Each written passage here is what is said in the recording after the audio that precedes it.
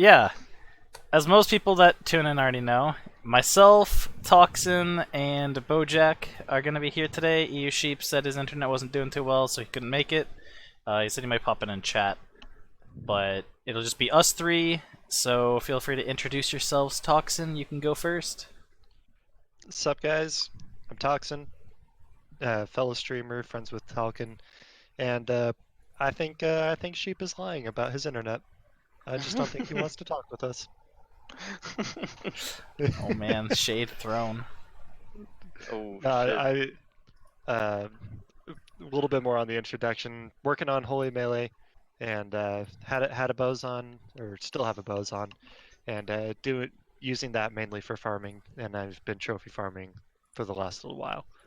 So yeah, we'll talk more about that in a little bit though. Yeah, my name's Bojack. Y'all know me. Your local retarded median streamer. I don't know. I'm good.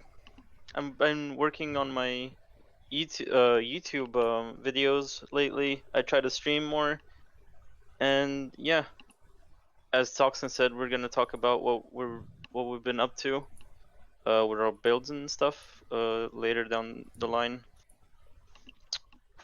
Yep. I'm not good at these types of introductions. I'm sorry. Oh, you're fine, Bojack. I was like, should I introduce Talcon on his own stream? Um, so yeah, I guess I'll go through myself here as well.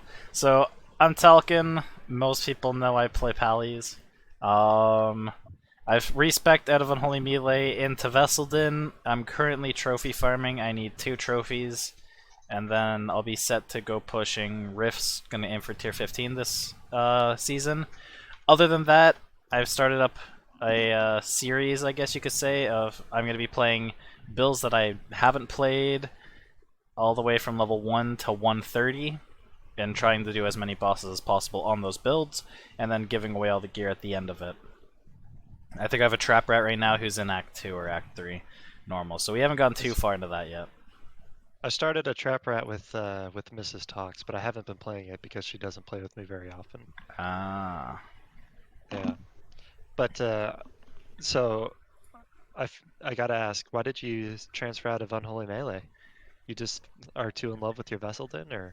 Okay, so the reason I transferred out of Unholy Melee is I built a shit or mediocre tiered crafted set, Uh-huh. and I was able to do Duncraig in 3 minutes at 350 magic find versus in 6 minutes at 52 magic find.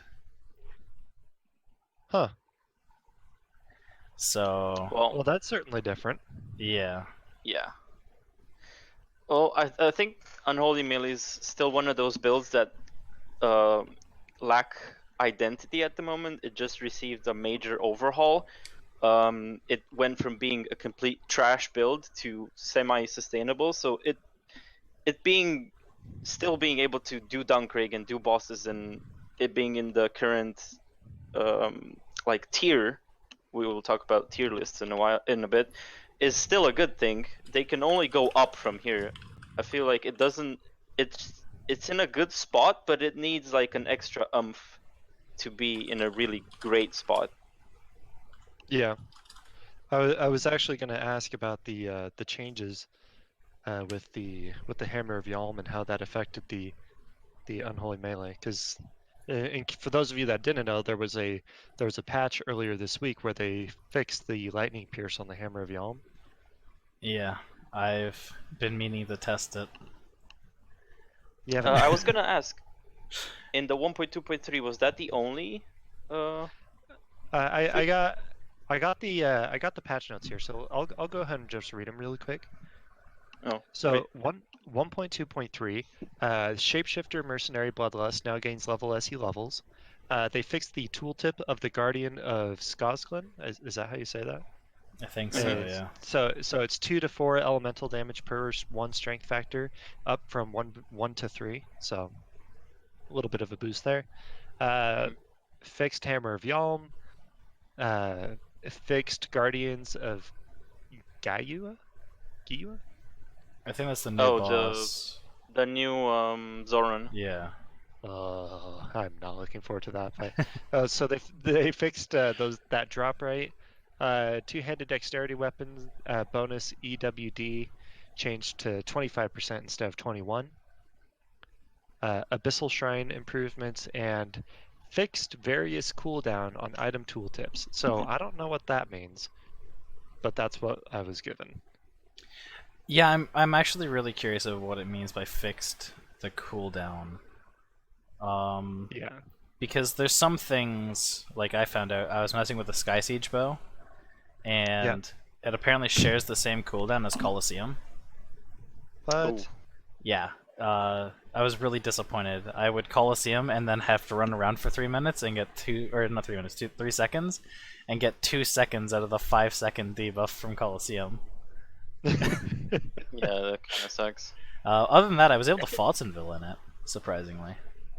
this is actually a question I had about Colosseum. Maybe you could answer this as the resident paladin boss.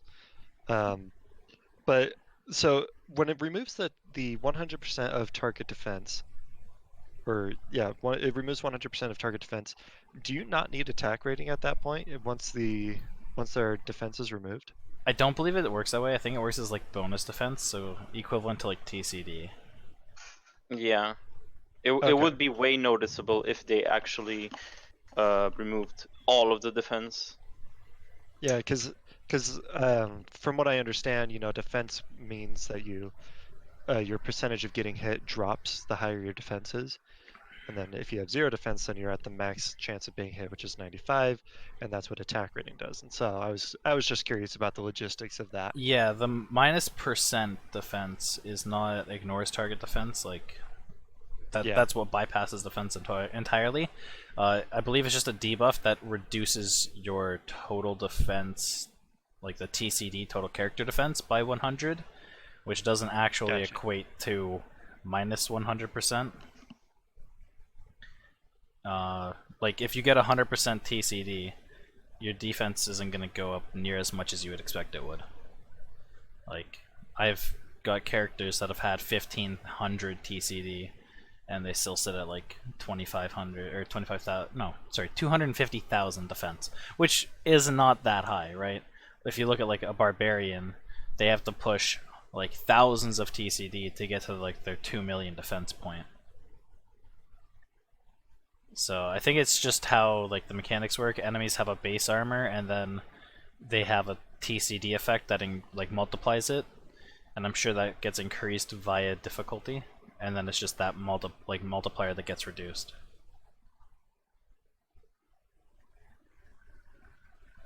Hopefully I explained that the best possible. You guys are talking and I can't hear you. I do not know what happened.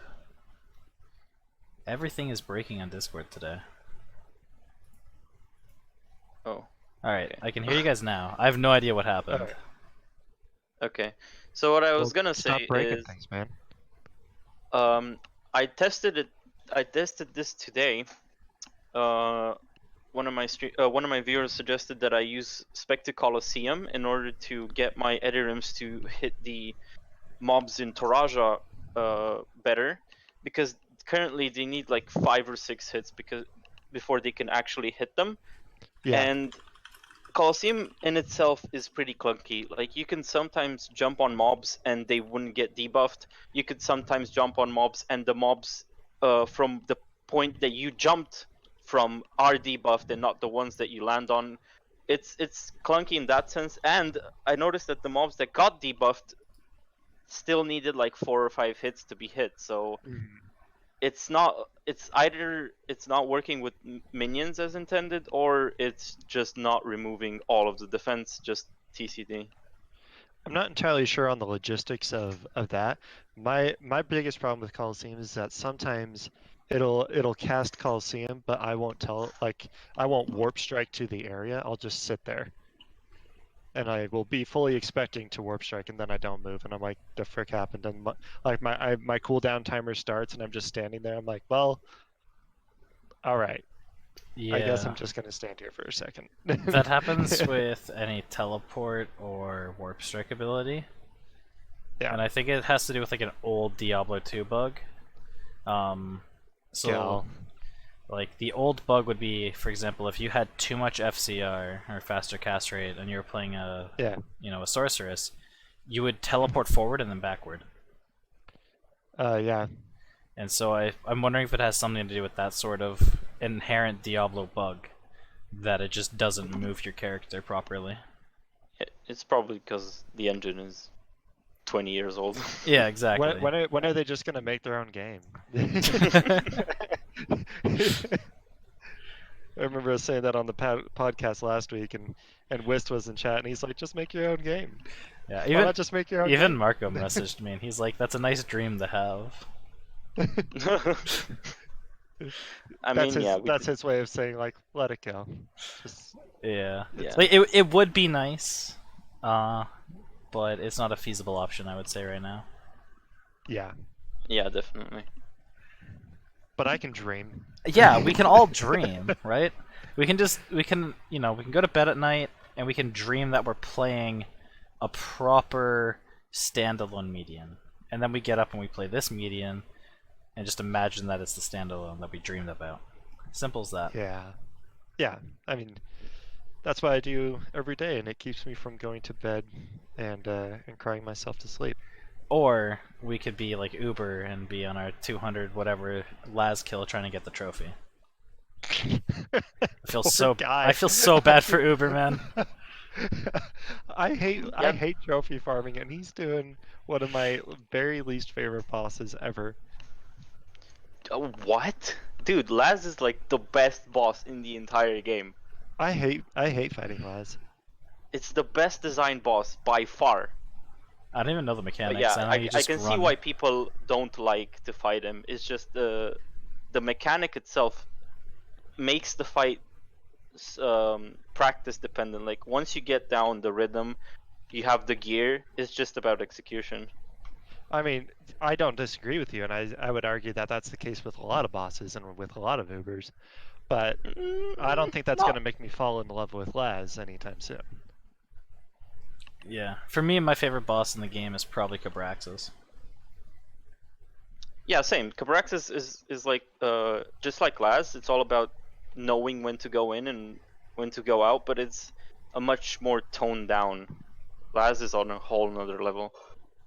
Yeah, the thing I like about Cabraxis is some builds can easily crush him, and then other builds it's like a good boss fight. And like even on like a neutral den, for an example, there's moments where because you multi-hit so much, the entire screen is just flooded with stuff you have to avoid. Especially like his poison flame strike.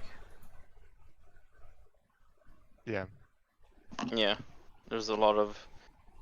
I think neutral den falls in the category for Cabraxis where you don't really want a lot of ticks of damage per second if you don't have high damage ticks. So he just ends up teleporting around a lot more if you don't have enough damage, and it becomes pretty meh. But once you get past the point where your ticks are actually dealing damage, it's much smoother. Yeah, it's just I love fighting it because you fight him early when you're like starting up the build, and it's just a mess of a fight, and you're just dodging everything, and then you fight him later, and you're like, oh, that was a minute. Yeah. I enjoy Cabraxis. He's a fun fight. Much better than Shouldn't we- Clove. Oh. Should much we better. move on to our Yeah, we can move on to or just we can move talk on to to- our build discussions. So Yeah. the way we're gonna do this, for those of you that do not know what's up, is we are going to break down builds into 5 specific criteria. So the 5 criteria for each build that we'll go through is how noob friendly it is, the gear requirements, are they a budget friendly build or do they require expensive gear, how is the early game and like ease of just playing the build from level 1 all the way to the end game, because a lot of newer players really enjoy not having to, play this class and then respec into this class at X point. It's much easier for them just to learn the playstyle of the class all the way through. I mean, I do that regardless of how good or bad the build is, so I know a lot of new players like that. The next one is farming, and so farming's going to have 2 portions to it. There's how well does a build clear in terms of farming like Duncraig and Fotsonville, but also how well does a build hold up when you get Magic Find. Some builds just really can't spec a lot of MF because they need a lot of gear that's all focused in damage, whereas other builds, have a bit easier of a time and can stack MF a lot more efficiently. And then the last tier is, or last, can't even English right now. The last section that they're going to be based on is bossing, the ability to just do everything in the game. From, your 105s all the way to your 135 Sammy fight. Although, let's be honest, most builds can't do Sammy, but there are exceptions to that rule. Yeah, and typically most people can't do Sammy or don't want to do Sammy. Yeah. Yeah, that's what I was gonna say. Ben's been killing Sammy with a new build, like every time. Every new kill is a new build. I feel like the Sammy is more of a commitment. Do you want to commit your time to min-maxing your gear? Do you want to commit your time to farming the entry cost? Do you want to commit your time to learning the fight? And yeah, then you can kill Sammy. I agree and I disagree. Some builds just don't have the damage. Yeah, for sure. But there are some, like, for example, Ben killed him most recently with Symphony of Destruction. Yeah, that does so much damage. Yeah, but that wasn't possible before. But since it got buffed, most people were like, I don't think most people even cared about, Symphony of Destruction, total damage, whatever. But if you spec into it, it used to deal a lot of damage, but now it deals like 150% more damage, so it's pretty nuts. Yeah. So it's things like that. He finds a way. I think he even killed him with Poison Sork. I'm not sure exactly. He finds ways of killing Samuel, which most people don't even think about. Yeah.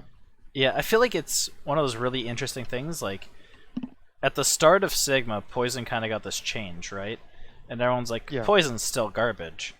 But now, we're seeing, these Poison builds actually pop up and actually do well. Like, Ben does play a Poison Sork, and apparently he does Astraga in 2 hits. Yeah, I've seen that. I mean, it makes sense because it does that damage over time, so it doesn't matter if he teleports away or does whatever, it's not going to damage anybody else. Yeah, and I think someone said like he can do like ulti in 6 minutes if he gets good RNG or something. And I'm just like, that's a real fast ulti kill with the new Odyssean. Yeah. Yeah. So, I mean, I think we're seeing a return to the Poison, which I'm happy about. Yeah. Yeah, definitely. Poison has been a real shitty solution. Not for clear.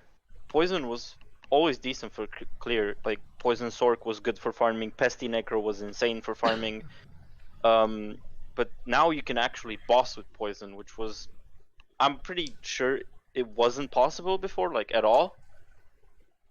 So, yeah. The couple, like, 2 or 3 patches pre-Sigma really, really buffed Poison a lot. I would say the last time I remember bossing with Poison was Gamma Field Druid back in like the early MXL seasons, where you would go to like Belial and just put down Gamma Field and he'd get poisoned and you'd go sit in town for 5 minutes and then go collect your charm. Oh yeah, I've heard of those builds, but I think they kind of killed Gamma Field after that.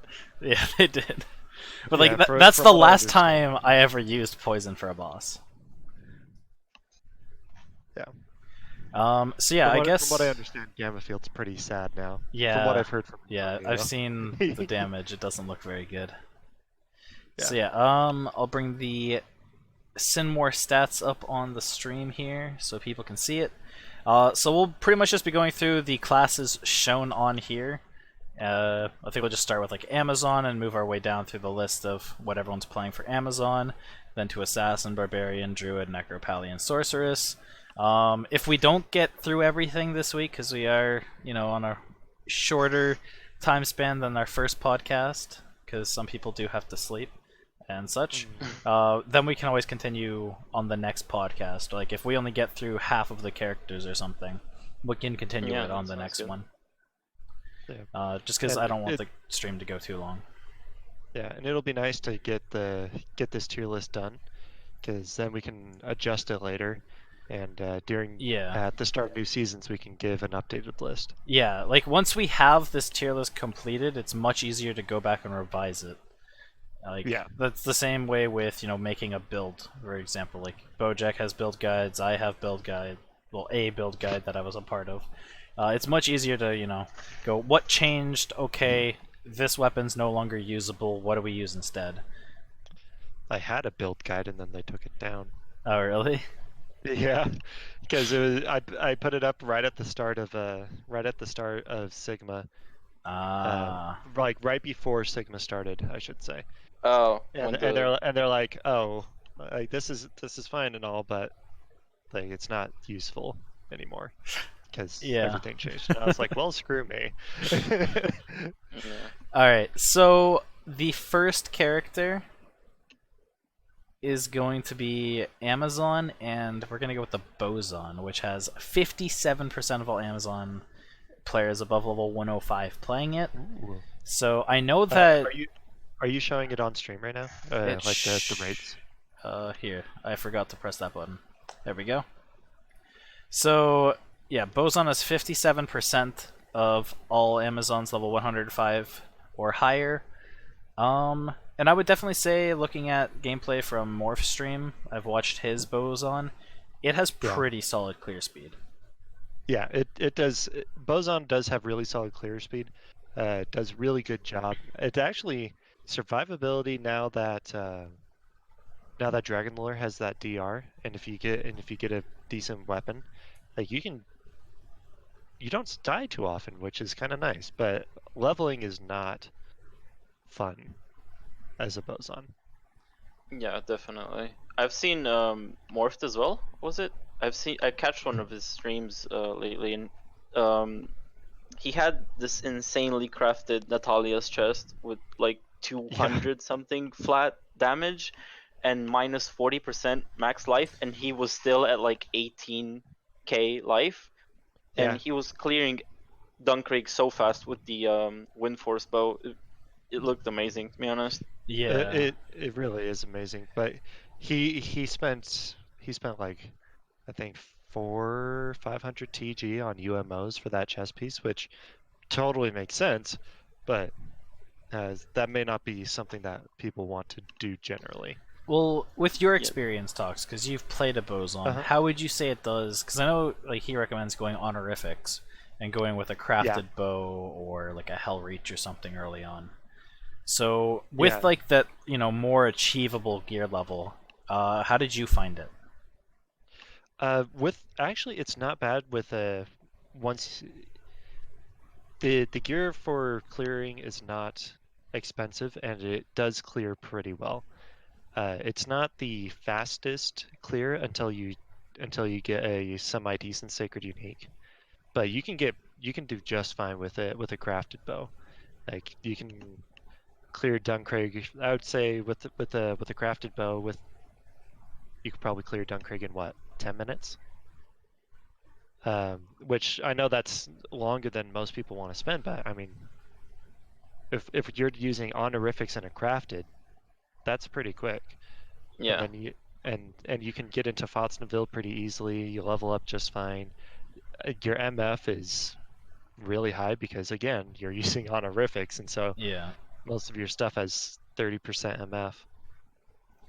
Yeah, so you would say like it's relatively easy to start doing like end game stuff in a budget, and then it has very solid end game options for more expensive gearing, which some builds they don't, right? Like their budget gear is their expensive gear because there's nothing to go beyond, right?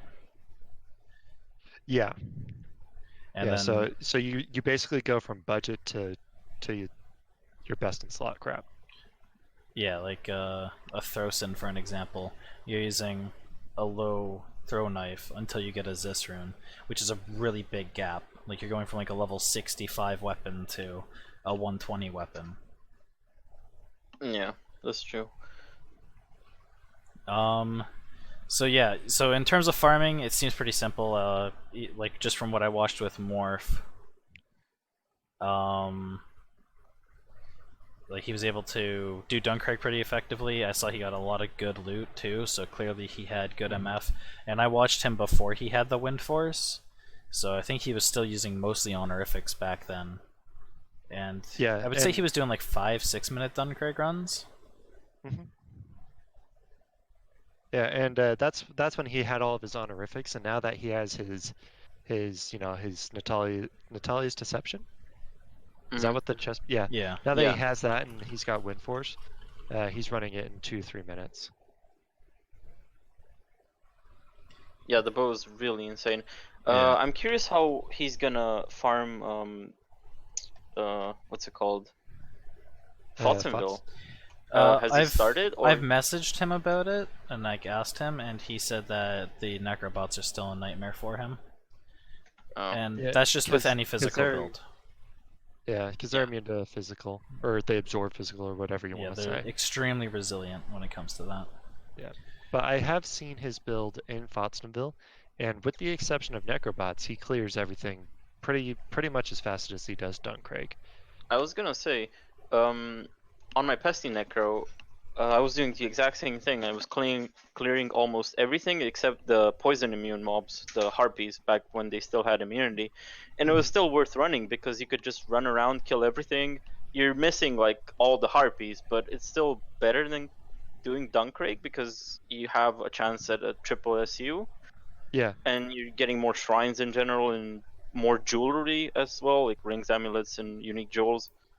So I don't know. He might, but those are harpies. Necrobots are a totally different thing. They hit Yeah. much harder.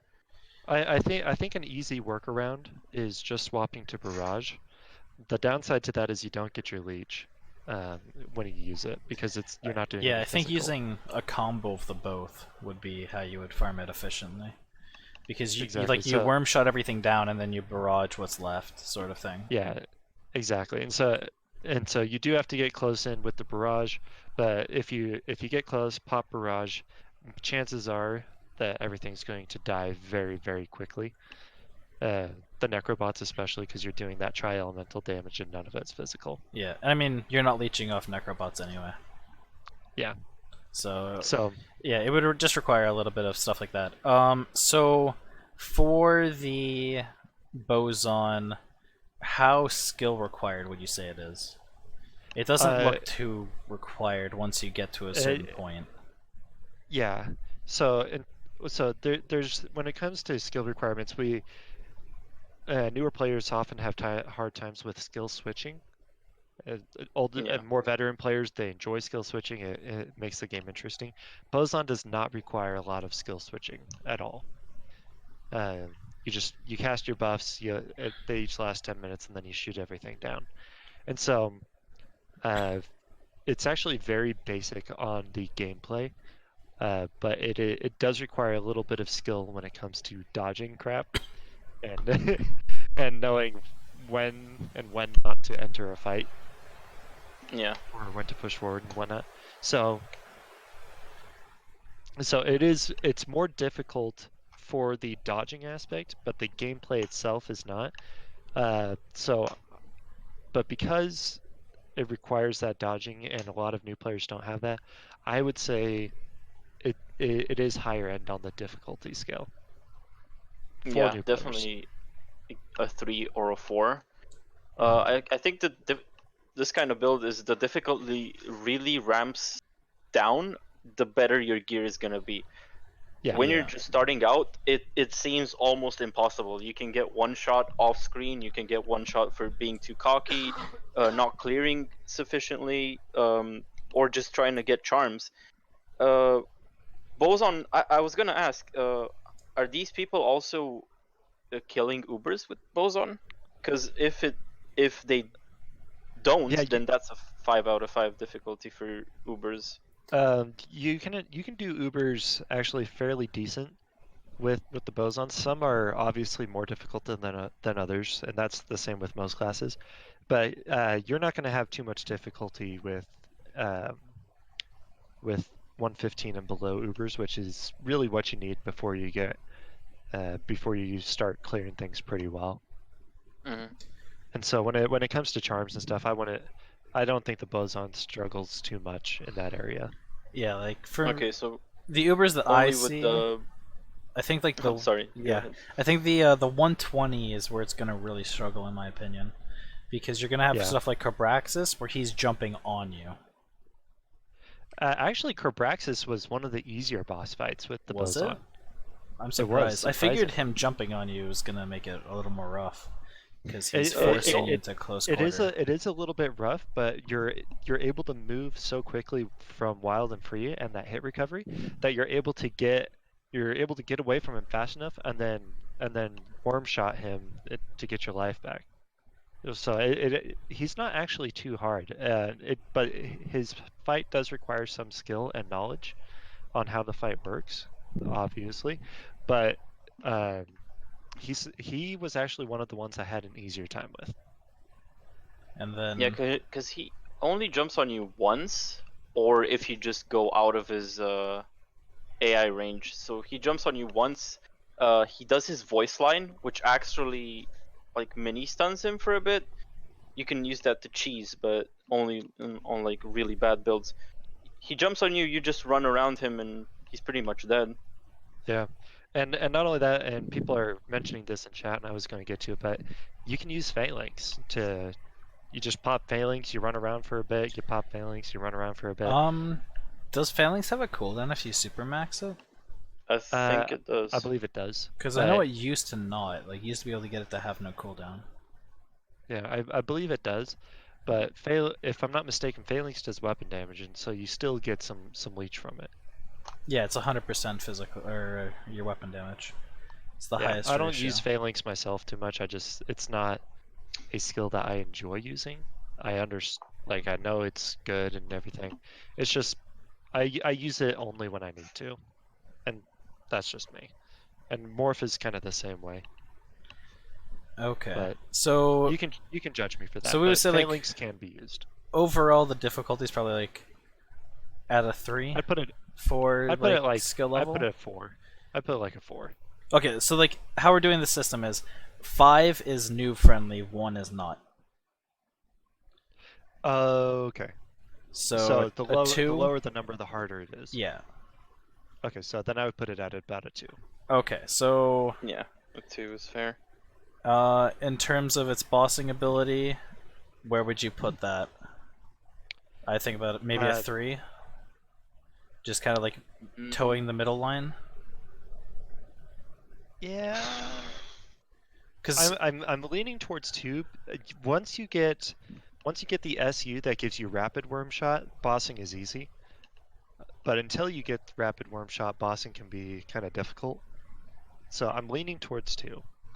okay, because like there's Seekers has a good point in chat. He's mentioning Spellbind, which we didn't talk Yeah, about. It's so actually an insane Spellbind debuff. Spellbind is a good debuff, but it is short ranged.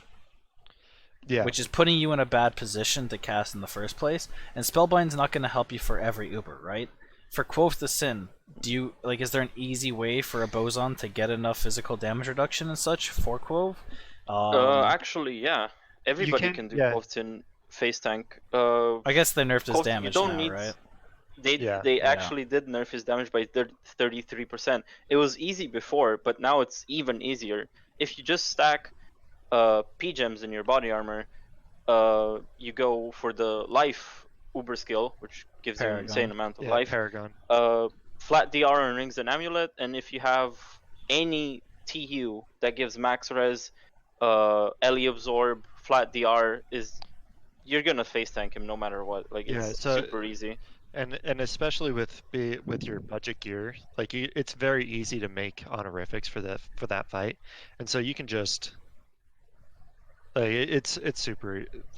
Okay, really so what about something like Yura? Is that even possible? Yeah, that's where you hit a brick wall. Like Yura's a little bit going more through Yashari. How is that? Haven't done Yashari quite yet. Okay. But because like some fights, like the sleep fight, you could say is 100% mechanical. Like you actually don't even need a build to do sleep, right? As long as you dodge enough. Especially the current sleep fight. Yeah. It's I did it. I think today on stream. It is really easy now. Yeah, I think like, I did it off stream this morning, and it took me like 10 minutes or whatever. And I think there was one time I dropped below 50% health because she pounced on me and then shot her rings out right away. Yeah. Yeah. But other than that, it didn't seem like she was doing near as much damage as she used to. But Yeah, Yura, to They me, did I rework that fight. don't know how a Bozon would do Yura. Like, I feel like that's a charm you just can't do on a Bozon. That's something you Probably not- have to respec. Yeah. You do need a little bit more advanced gear. I have seen it done, but you do need some more advanced gear. Yeah, like, I mean, a lot of builds struggle with it, but there are some builds Yeah. right now that completely destroy Yura. Yeah. And so like if you have rapid worm shot bow, you're not gonna have a problem in Yura because you'll be able to take down the boss quickly and get out. But otherwise you're gonna struggle. Yeah, I think getting to the boss is the harder part, Yeah, especially for Bozon.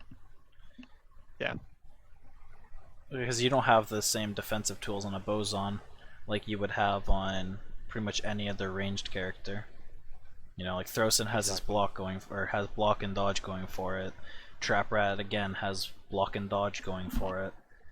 And these are other Yeah. builds that are kind of like the same, you know, play style I would say to Bozon that have these defensive tools, whereas Bozon has Fizz Res.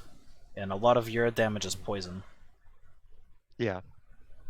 So you do want to make sure that you have high poison res before you go to Yura. I was gonna say the poison part can be easily trivialized with a poison shrine.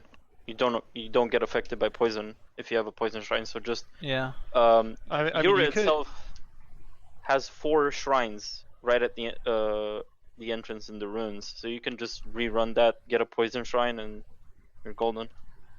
I mean, they did rework Curari, so it drastically reduces poison length reduction and increases your max poison res.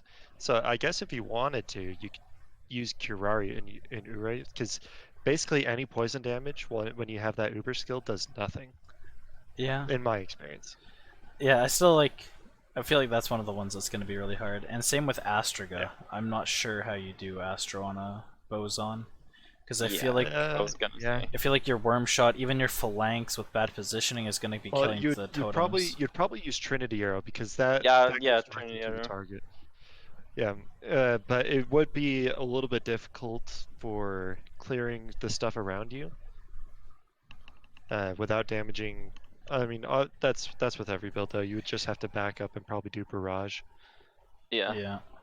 So you would probably have to go pretty hard elementally for Astro. Yeah, so you'd have to have like a separate setup so you have your pierce and everything, because otherwise Trinity Arrow's doing 0 damage. Exactly. Because how much pierce do you get from Dragon Lore? Do you know? When you max out Dragon Lord, the highest I've seen is like in the -60s. Yeah. You don't really get too much from it. So you're still missing minus 110 for full efficiency, which is a lot of minus. Which now that minus isn't easy to achieve. I feel like that's another boss that's just either it's going to be a long fight or you just spec something that's more efficient for it. Yeah, as Yeah. long as you don't kill the totems and you just go in, do 2 or 3 Trinity arrows, back up, rinse and repeat. It's doable, but yeah, it's gonna take a while. I'm not certain how difficult the fight necessarily is. I'm just worried about how long the fight is going to be. Yeah. And then Does it make sense? I don't know how like the 130s would go. Yeah, that's... Like last fight, obviously Assassin's the best. Like it's probably doable on Zon, but it's not efficient to do it on Zon. Same as it's doable on like Pally, but it's not efficient on Pally. But like Odyssean, I haven't seen the new Bozon in Odyssean, so I don't know how well that goes. haven't done I it. feel like that shouldn't be too bad because you should Yeah, have good just- clear for the Eddie rims and everything. Yeah. You just kite for a few hours and you Yeah. kill him. Honestly, by the time you get to 130s, you've been running Duncraig, and you've been running Duncraig enough. You have all the gear that you really need. Yeah, it's just I'm not too sure how it does in all of the 130 zones.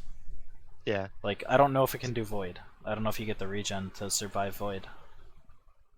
Uh, yeah, I don't know. Hon- Honestly, Void is not that hard. As I said, any character can do Void. You just have to have the gear. Vidcrafts. But can you Um, kill, what is it, Envy? Because he's Oh, Fizz you and mean magic immune. yeah, that's the actually. I feel like Amazon would have. You'd have to go Sorry, your go ahead. elemental route. But he Yeah, also Trinity doesn't Arrow. he have like ridiculous regen too? Yeah, he does. Well, So Barrage does a stupid amount of damage. You just have to be close. That's the downside. yeah, I don't know. I feel like he would be. I don't know. It depends on like how much damage output you have without having all of the pierce against him.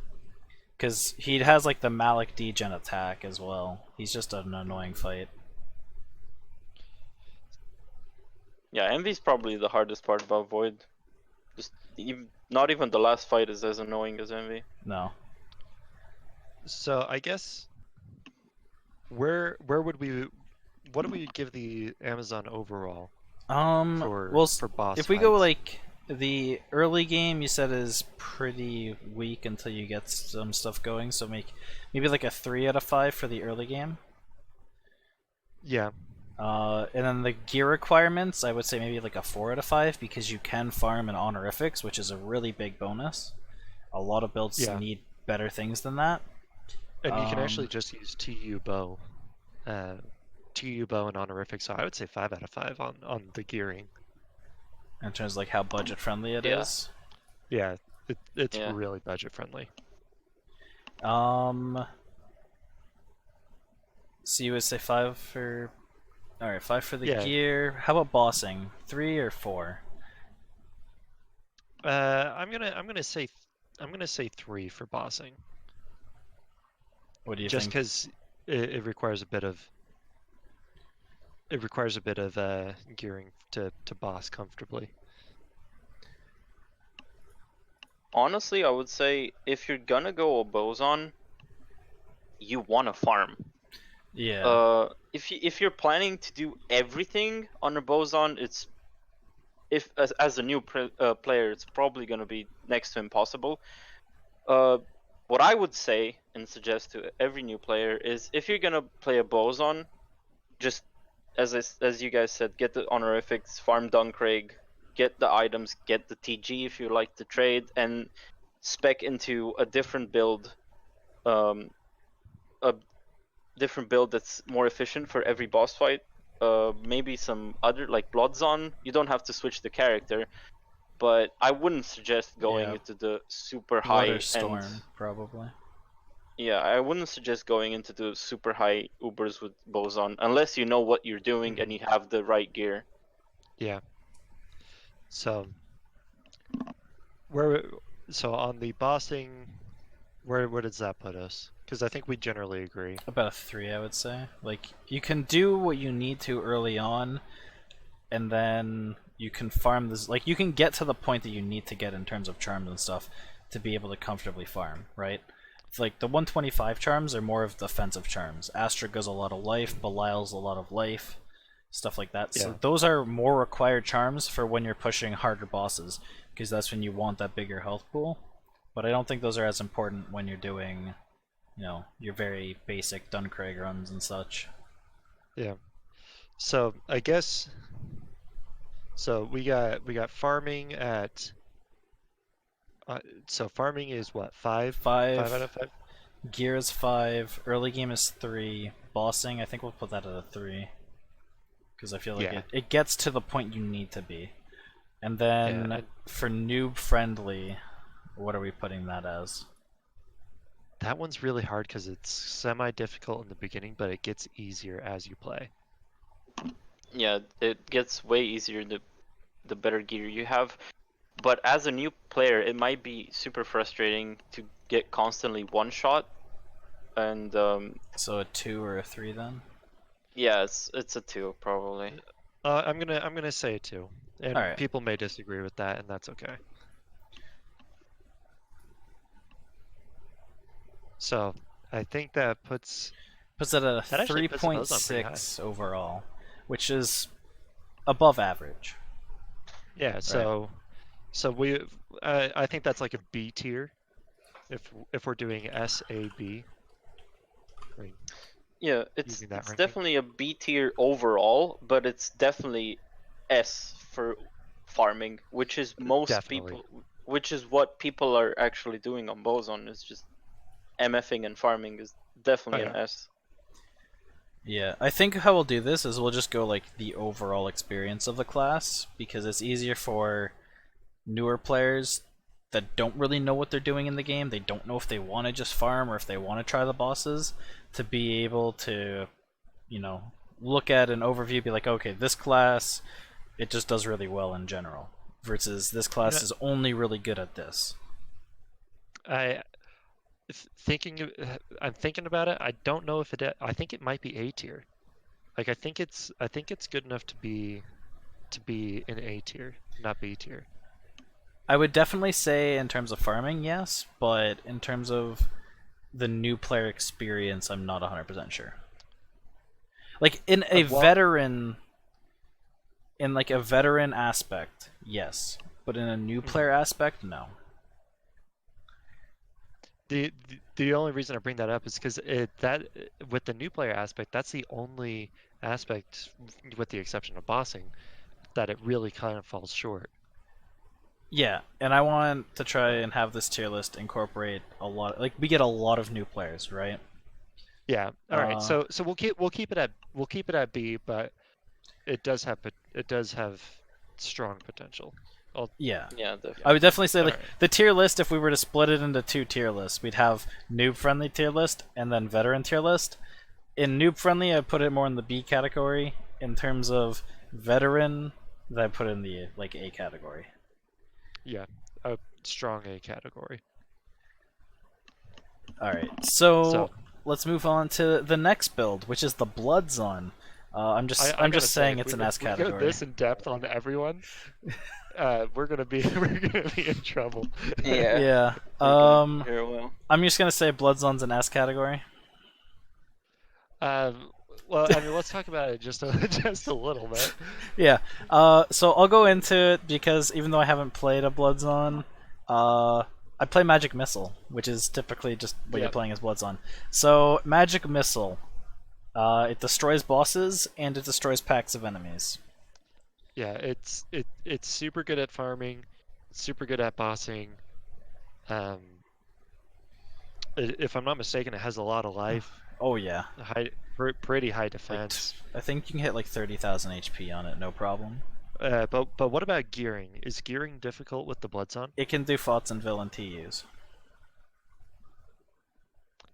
Wow. Yeah. Well, Wait, really? Yeah. It's With what? Magic Missile? yeah. yeah. It's that Didn't they- strong. Even with the didn't nerf. it get nerfed this Even with patch? the nerf to Magic Missile. I mean, it was sort of nerfed. They removed some projectiles, so yeah, you did lose some damage, but like the magic missiles themselves weren't nerfed. It was just the projectiles. Yeah, even like in chat we have Volky, who's like the gear, like the only gear-wise item you require is a unicorn. That's it. Oh, Yeah. what's? It's a what's rune that? word that gives you extra magic missile projectiles or something like that. It's such a powerful build from start to finish. All you have to do is get used to playing on a timer. Like you literally you bloodlust. Bloodlust gives you your buff for X amount of time, and that carries you, and then you back off and play a little more safe, and then you bloodlust, rinse, repeat. And Yeah. its gearing is very simple. You just get physical spell damage, and you don't even really have to focus on energy factor too much, because you can just stack so much spell damage with like the Spirit of Vengeance and everything. But yeah, like Magic Missiles on.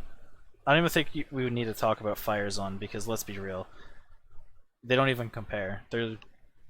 One is just Yeah, inferior in every category. Yeah, if you're doing the blood tree, you're doing magic missile. And so gearing is easy, bossing is easy, farming is easy. Well, I'm looking at the categories. It seems very new friendly. Yeah, you just have to get Yeah, used to a 30-second timer. Definitely is. Yeah. And so But I mean, I like, don't want to give it a perfect score, but it sounds like we're giving it a perfect score. I mean, it's been known since last season. Like, for an I mean, it's example, been known since the start of Sigma. well, it wasn't played much in the first season, but Well, last that's because season. it was Exode. He made the magic missiles on, Oh, and okay. he wrote the guide halfway through the first season, Oh, and that's okay. when magic missiles on really took off. Because Ben, for an example, you know, he likes to do his Sammy fights. He did Sammy in like a decked out Spears on setup, got Sammy to like 50%, and then he switched it to MM and killed Sammy like first try. Yeah, I saw that fight. It was pretty. It was Yeah. pretty good. And I'm like, that's pretty sad when you go from like super decked out character to just switching class and you do it no problem. Like, so on, so I Magic have no hesitation to say that Bloodzon is just S plus, like fives across Yeah. the board. It's Alright, the so- poster child for what an S plus class is. Yeah, it succeeds. So, Blood's on, aka Magic Missiles on. That's a 5. That's S class. Yeah, there's no competition in the Zon tree against it. Honestly, I mean Yeah. it goes to show like 57% of people in Amazons are playing Bloodzon because or not Bloodzon, sorry, Bozon Bow. because it's the new Because thing, it got changed. right? Yeah, it's the Yeah, flavor that's the- of the month. But 14% are still playing Blood. And then next up we have 14% who are playing Stormzon. And Stormzon is another build that's relatively noob friendly and can do practically everything in the game. Yeah. Stormzon is more like it can get to S or A plus like Bloodzon, but Yeah. it requires a lot more gear investment than Bloodzon. Yeah. Yeah, and I have heard that it does fall off later game, and I'm not just saying that because Seeker put it in chat, but I have heard that it does kind of fall off later on. Yeah, I definitely have seen that. However, I would definitely say like its bossing capability is not that good because it just doesn't have as high damage as it needs for single target, but it's a very safe choice to do for a farming Yeah. build. It can do stuff like Yura that a lot of builds struggle with without any issues. It can do Zazax without like any issues, which a decent amount of builds struggle with. I'm sure Bojack knows about that one.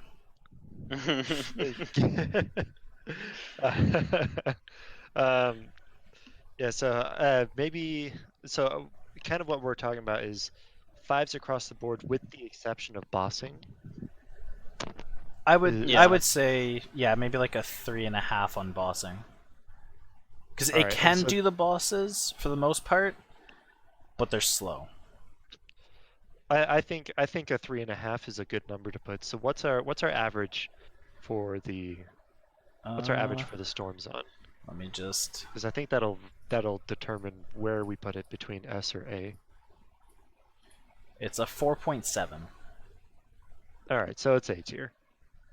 Yeah. I mean, it's S tier. Sorry, it's Yeah, S it's tier. S tier. S minus at like A plus, least. S minus within that category. Yeah. Yeah, it's on the border. Yeah. Alright, next up. Oh boy. I don't know what these 7% of people think they're doing, but they're playing Javelin.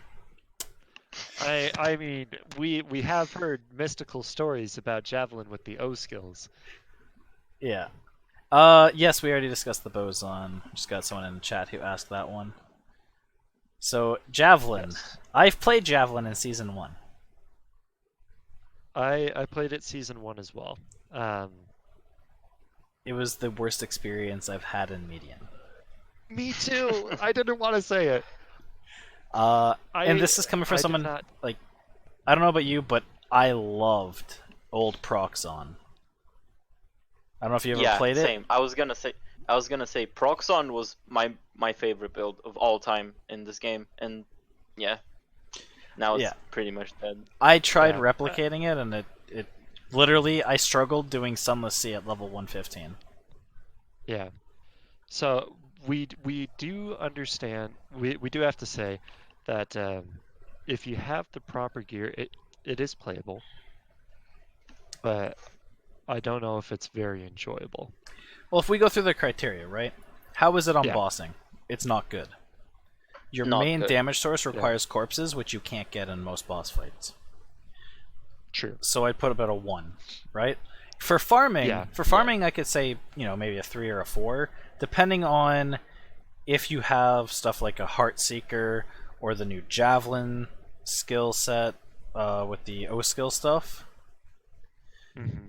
But let's look at it this way, right? If you have a Heartseeker, you're not playing Javzon. You're playing Throsin. Yeah. What it's still Heartseeker technically again? Javzon. Heartseeker, But I understand what you're it's saying. an SSU that gives you O skill Maelstrom. So Oh. that'll feed into how we determine its gearing. Right? So if your class requires one item to be able to be viably played, then it's a pretty bad class. Yeah. So it is. I haven't seen it played for farming. So I can't really answer that because I never played it long enough to get to farming because I just, For ease of access, Just it's a 0. I'm not even giving it a 1. okay. Its early game is that god awful. It's not noob friendly for that reason. It would probably turn people off from playing the game. Yeah. Yeah. Yeah. Definitely. So I'm just gonna jump in here because Ben asked if anyone tried to do a Titan Revenge full Pierce build. I tried that in season 1, and I think I killed 5 dunk mobs before I got overrun by them and died. And that was with half of a screen of fairy rings up. wow. Wow, that's actually so sad. Yeah, it was. Okay. So this is very clearly F tier. Yeah, this is the prime example of what needs to be fixed and changed. And when we look at classes like this, Unholy Melee was in a very similar situation. Yeah, Yeah, and then it got definitely. some reworks and it looked great. Yeah, so who knows? Next patch, Javzon rework maybe. Boom! Now it's a playable class, and I'm sure a lot of people would be happy with it because, If they reworked Javzon, I'd play it. yeah, just like with Bojack, Yeah, same. I want Proxon back, and I think Yeah. I Same. think the biggest issue when we're looking at the gear for Javzon is go and look at any of the SU or SSU javelins, right? The 2 javelins for Javzon that are like class specific ones are elemental based. Yeah. Now let's look at our abilities. Physical based with magic damage, physical based with magic damage, physical based with poison, physical based with fire. Why are all of her weapons fire and cold based? Yeah, When only one of her skills I think they're going to be moving into reworking Javzon. So I'm honestly talking about this is getting me excited for possible reworks that may or may not even happen. Yeah. And then if we look at the, just normal javelins anyone can use, Trinity Beam on melee attack, Hunting Banshee on melee attack, Flurry of Javelins on melee attack. Like, these Yeah, aren't throw there's- jabs, they're melee jabs. Yeah, there's a lot of javelins that have melee procs for some reason. But you don't want to play melee Javzon? What What's what wrong? attack do you use? You don't have a melee attack. I mean, you don't use any skills. You just do regular attack. Oh. You just poke them. See, that's my issue with Javzon, is you can literally look at the gear and go, the gear that the character can use doesn't match the skills the character has. And that, like, there's a huge disconnect between those two, and that right there is why the class is weak, right? Yeah. Yeah, definitely. Like, the Javs should be, maybe Javzon as a tree itself goes into, like, a physical poison setup with the new Carrere being usable on it, and stuff like that. And then maybe we get some, physical poison Javs. I think there's, like, a Snake Stance Jav. Maybe that gets buffed or something. Yeah, there is. I feel like someone mentioned in chat, and we talked about this on my stream as well. Javazon should get the Widowmaker treatment. I've Like Fairy Yeah. Fairy Ring. Just let people spam Fairy Ring without a corpse, and bam, you solved your single target for pretty much every fight. yeah, except, I've like, even mentioned this Astro and stuff before. like that. Yeah, I've even mentioned that Yeah. one multiple times before. I'm like, if We- you didn't, if it got the Widowmaker treatment, people would play it. Because definitely. Fairy Ring is good if you can get Fairy Rings. Like, and like the biggest issue is your only source to get sacrifice is a Jav that has like 200% requirement bonus. Oh, jeez. And Wasn't there an amulet that gave you sacrifice? Like I think they got rid laughing of it. Gallo Oh, laugh. maybe it still does. I'm not sure. Gallo laugh. But I'm like, Yeah, I remember think it's still in in the SE game. that used to be a totem of sacrifice. That was fun. I'm just like its best in slot weapon for Fairy Ring is just absolute garbage. Like, Yeah. yeah, so let's see, bossing. I'm gonna give it a 0. You have Yeah. no sustain, you have no survivability, you have no way to output your DPS. Farming, like maybe a 2. Because with SSUs like I don't Heartseeker, even feel like I can answer that because I well, with I don't know Heartseeker, anybody I that can be farms like, with it. so like, I do know someone who does farm with it, and he uses the Lightning Fury O skill set and has like 20,000 damage. And again, Yeah. I'm like, alright, congrats, you made the build work. It requires these 2 items at the very least. I think he has like a Griffin's, a Hide of Bazzi, like, Yeah. he's decked out, right?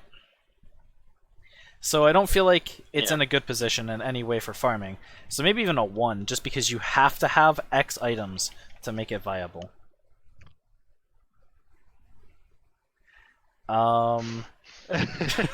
Yeah, we should cover two-hander memes on. Okay, Sorry, two-handed I just sword read rating.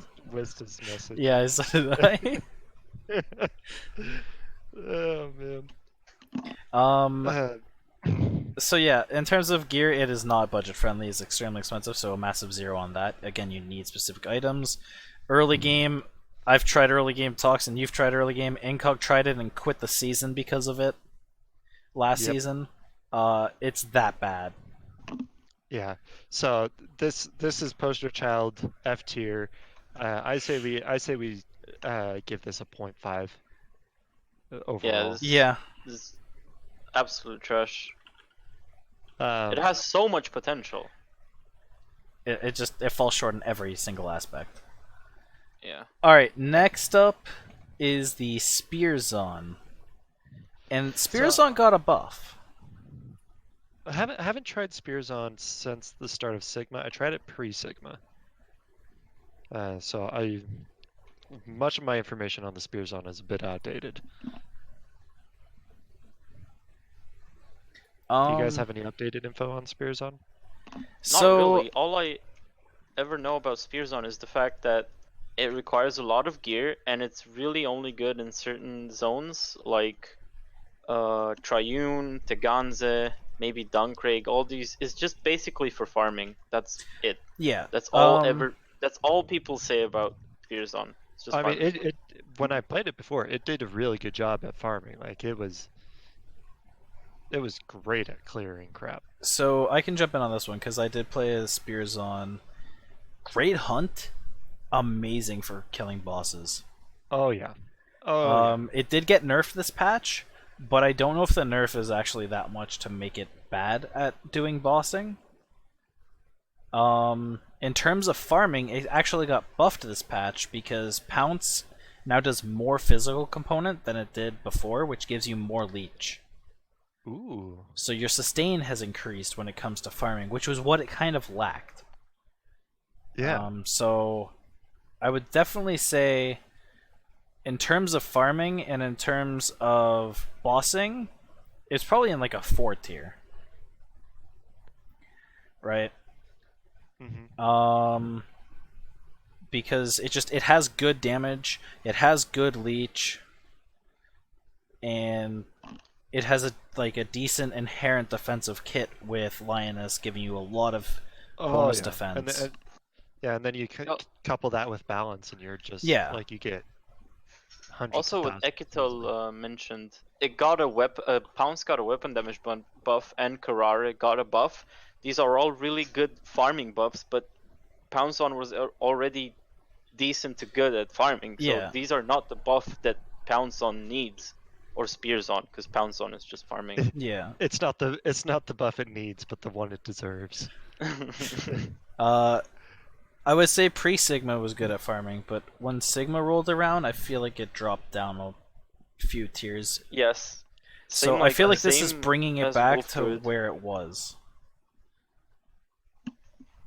Yeah, that's a good point. Wolf Druid got the same treatment. I played the Wolf Druid pre and post Sigma, and pre Sigma Wolf Druid was an absolute beast. But Mhm. post Sigma is just it feels a bit sluggish unless you have some really insane gear. Yeah. Yeah. And Go ahead, Tox. I was gonna say there's somebody that loves Wolf Druid, and he's been on my stream for quite some time, but he hasn't gotten Wolf Druid to work pretty well this season.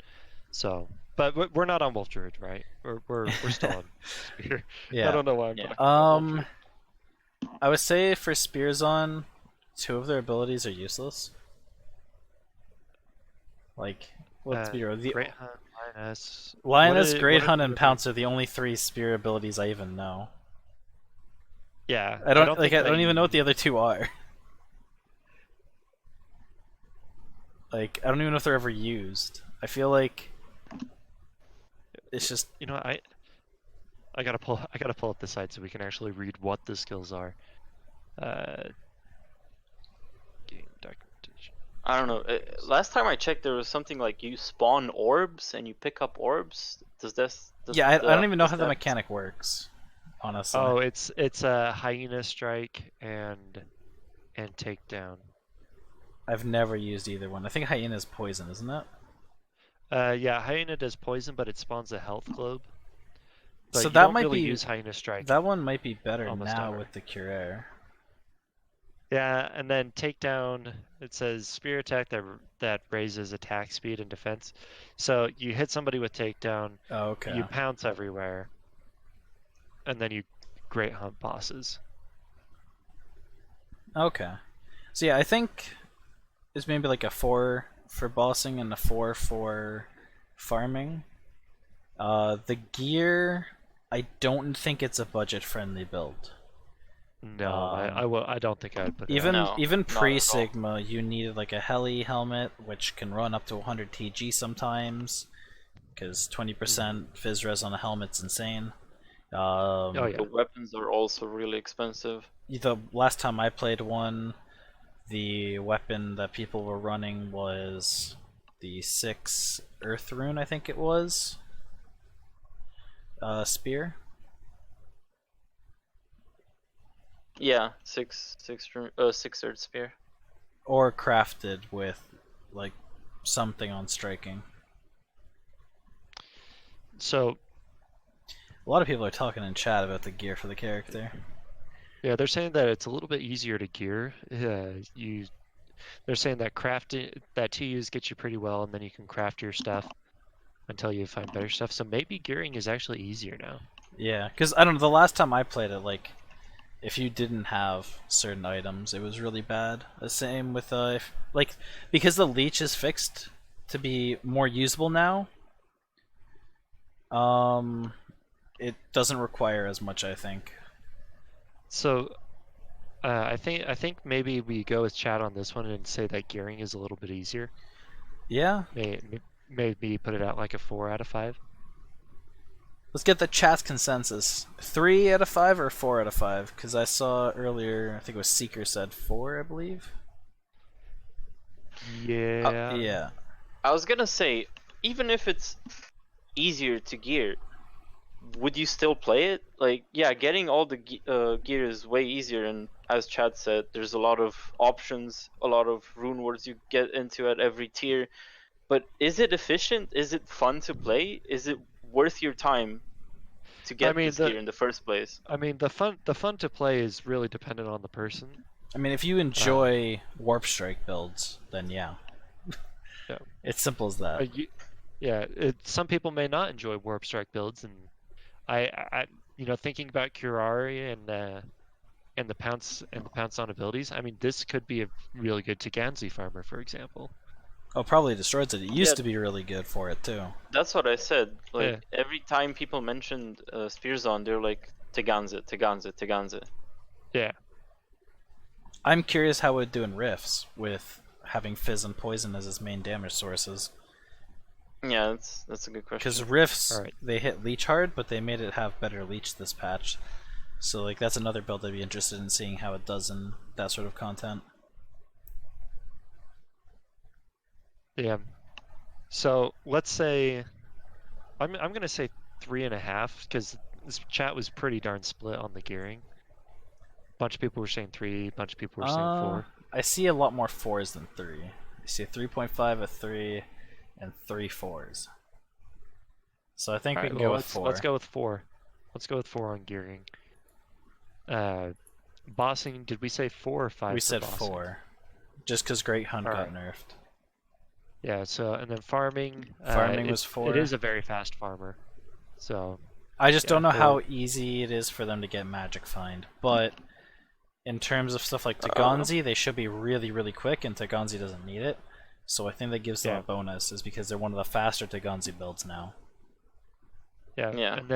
and then gear requirement early game. People are saying that the TUs are really good, and so it shouldn't be too hard. I'm gonna say 4 for both of those. Yeah.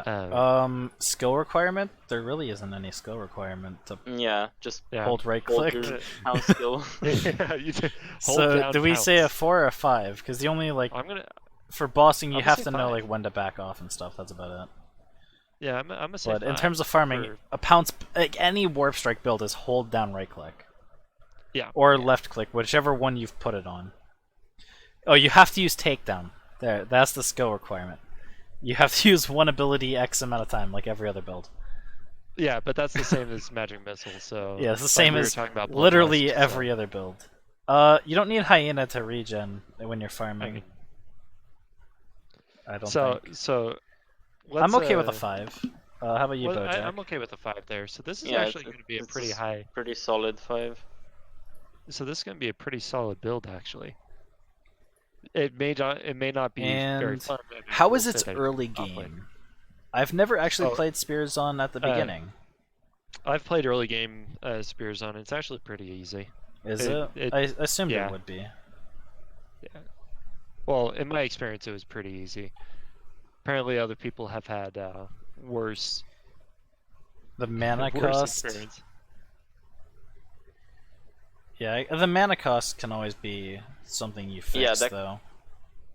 That can be easily fixed with MOs, but the thing is, if you're starting out, gold is pretty scarce, so MOing might be hard. You can MO an honorific by Act 5. Like, as long as you're not Alright. wasting gold, you should have like close to 100k by Act 5. But yeah, I think maybe like a 3.5 or a 4 then. Yeah, I would say a 4 for me personally.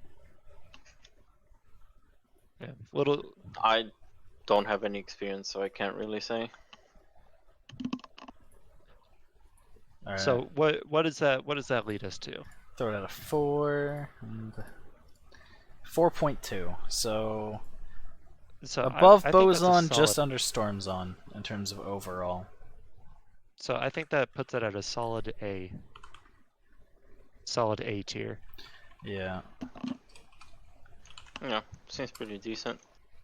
Probably needs a bit of oomph or a slight tweak to get people to play it.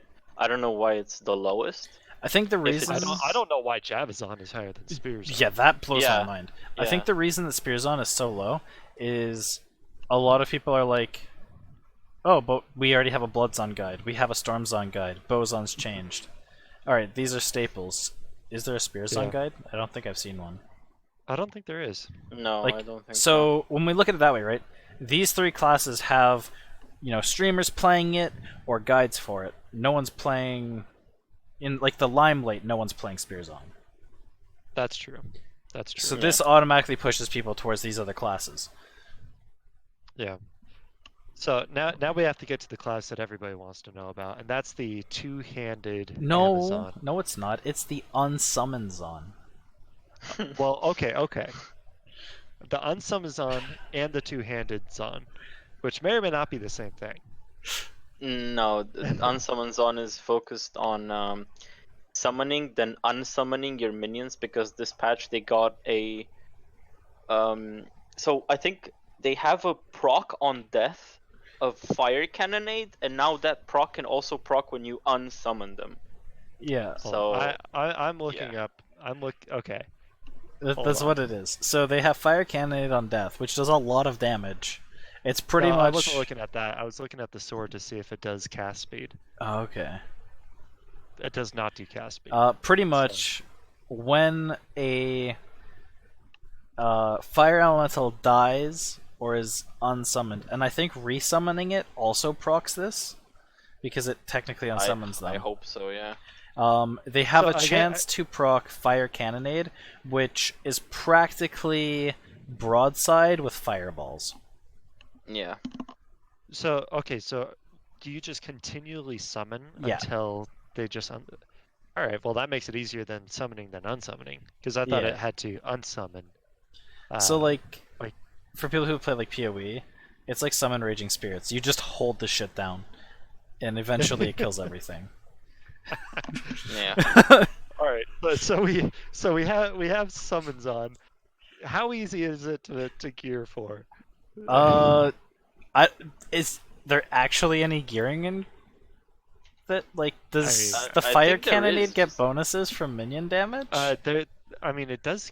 There is a sacred unique helm that kind of gives bonuses to fire elementals and yeah, stuff. but does that apply to the proc? Because you're not using the elementals, you're just using the proc. Yeah. So is there anything you can do to bonus the proc, or is it just whatever the proc does? honestly have no does idea. piercing enemy fire apply to it? I don't think so, because Assume- it's a minion. Good point. I feel like you give me- just spec like cast speed to get your breakpoint, and then Yeah, enough probably mana just that cast regen, speed. and then just defensive. Onions can tell us more. He's been playing this build. Yeah, like There's outside of nothing that yeah, scales. like he just said, there's nothing that scales up besides Spirit of Vengeance. What about like a Khazra plate? Does that scale it at all? Why? Because No, doesn't it it doesn't look give? like- Doesn't Demon Blood give spell damage now, or used to give spell damage? I don't think it does. I think it's just used to. life boost. It used to, but it doesn't anymore. I'm not sure. Yeah. Auras that provide spell damage works, but no Okay, direct so like stats. that's like the only item you could gear. You just throw it in your Merc. Yeah. Your Merc has Bloodlust. He has that. You know, you're set. So what you do is you use max skills to just try and super max your fire elementals. Yeah. I guess so. Okay. Um, Nice build, dude. Mythal and melee attack. Oath Shield, Champion of the Sun. Those are pretty good summons. They give like elemental resist and physical resist aura. so I mean, is it easy to play though? I figure the how do you playstyle play? is super easy because you go up to anything in the game and you're like, here's my meat wall that consistently kills itself to hurt you. This is gonna be freaking S class. I knew it. Like, I feel like it's super safe. I don't know how its clear is, right? But I assume, like, in terms of defensive playstyle, it's very easy. In terms of, like, noob friendly, it's probably pretty easy. But I don't know where it just sucks. You have one element, and that is fire. Yeah. It's just a meme, honestly. It's just. Do you even get minus res for these guys? I don't think they get minus res. So, like, I No, feel like I don't think so. I feel like you hit 120 and you're done. Yeah. so noob friendly. I'm gonna put it for a 5 for noob friendly. Wait, 'cause they you do just get minus continually res? cast. How do they get minus res? Is it just from skill points? I don't have D2 open. Does somebody have it open right now? I can open it up. D2. I'm in D2. I'll check it. Okay. 1 second. Let me just Because make an Amazon this real this quick. was a meme that was joked, right? Everyone's like, "Oh, you could just make an unsummon Zun now." Oh, they get 5% spell damage and 5% pierce per hard point, Oh. and it works for the fire cannonade. Huh. Yeah, because like when everyone read this, everyone's like, "It's a meme." I mean, even the Discord blew up with people talking about making it a thing. I mean, But the fact that it actually kind of works is pretty funny. Let's be real. yeah. Yeah. So Yeah, a Dux Five- Infernum. Uh, Dux Infernum weapon with the Jin summon. Is Yeah, actually... but don't you need to be attacking for No, it gives or- +1 to Jin. Oh, so you can summon them Yeah, as well. it just has a 60 That's pretty second good. cooldown. That would be a good option. Yeah. So because we don't have enough information on the character, because no one's really playing it aside of Onions, I think it'd be funny to Oh, play, right? should we put it at like a 2 out of 5, so like it's just below average, and just see what happens? We should just put it at the 1, to be honest. Like, it exists, and that's about it. All right, I think we So put it far- at 0.6. Because then it's Better than just Javazon. it's Like- better than Javzon. Yeah. Unsummon It Zon is- is better than Jabs. Yeah, I don't think It we. is definitely better. I don't than think we're gonna Javazon. include it in the overall thing because we don't have enough information on it. Yeah, That's valid. Yeah. But it might be good. People are saying, I mean, Onions is literally the only one playing it, and he says it's good. So, yeah, okay. Nobody's saying Javazon is good, so So yeah, that's the thing. clearly it's better than Javzon. yeah. So here we're gonna add together all of the scores for Zon. Wait, hold on. I still want to talk about the two-handed sword Zon, because Is that even a there thing? is an item for it, and it Yeah. I honestly think they only made that item because the meme was so prevalent in the community. It spanned across, I think, years. Everybody was like, it was a thing when I first started playing, I think 3 years ago. Everybody's like 200 memes on, and they were like, yeah, we acknowledge this meme, here, have this item. But I honestly do not think it's a legit build. Oh, I don't think it is either, but I think it's just barely below Jabzon.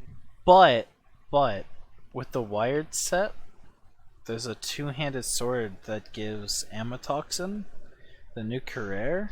Uh-huh. Amatoxin is kind of bad. But with the set and the sword, it's like plus 50 Amatoxin. Maybe with the new set, like maybe, but before the set, it was just non-existent. That's why people stopped talking about it. We're gonna leave it out like we did the Unsummon Zone, Yeah. but I think that this has potential. Somebody's gonna do this. Someone needs to And explore we're gonna this. find out. Yeah. Yeah.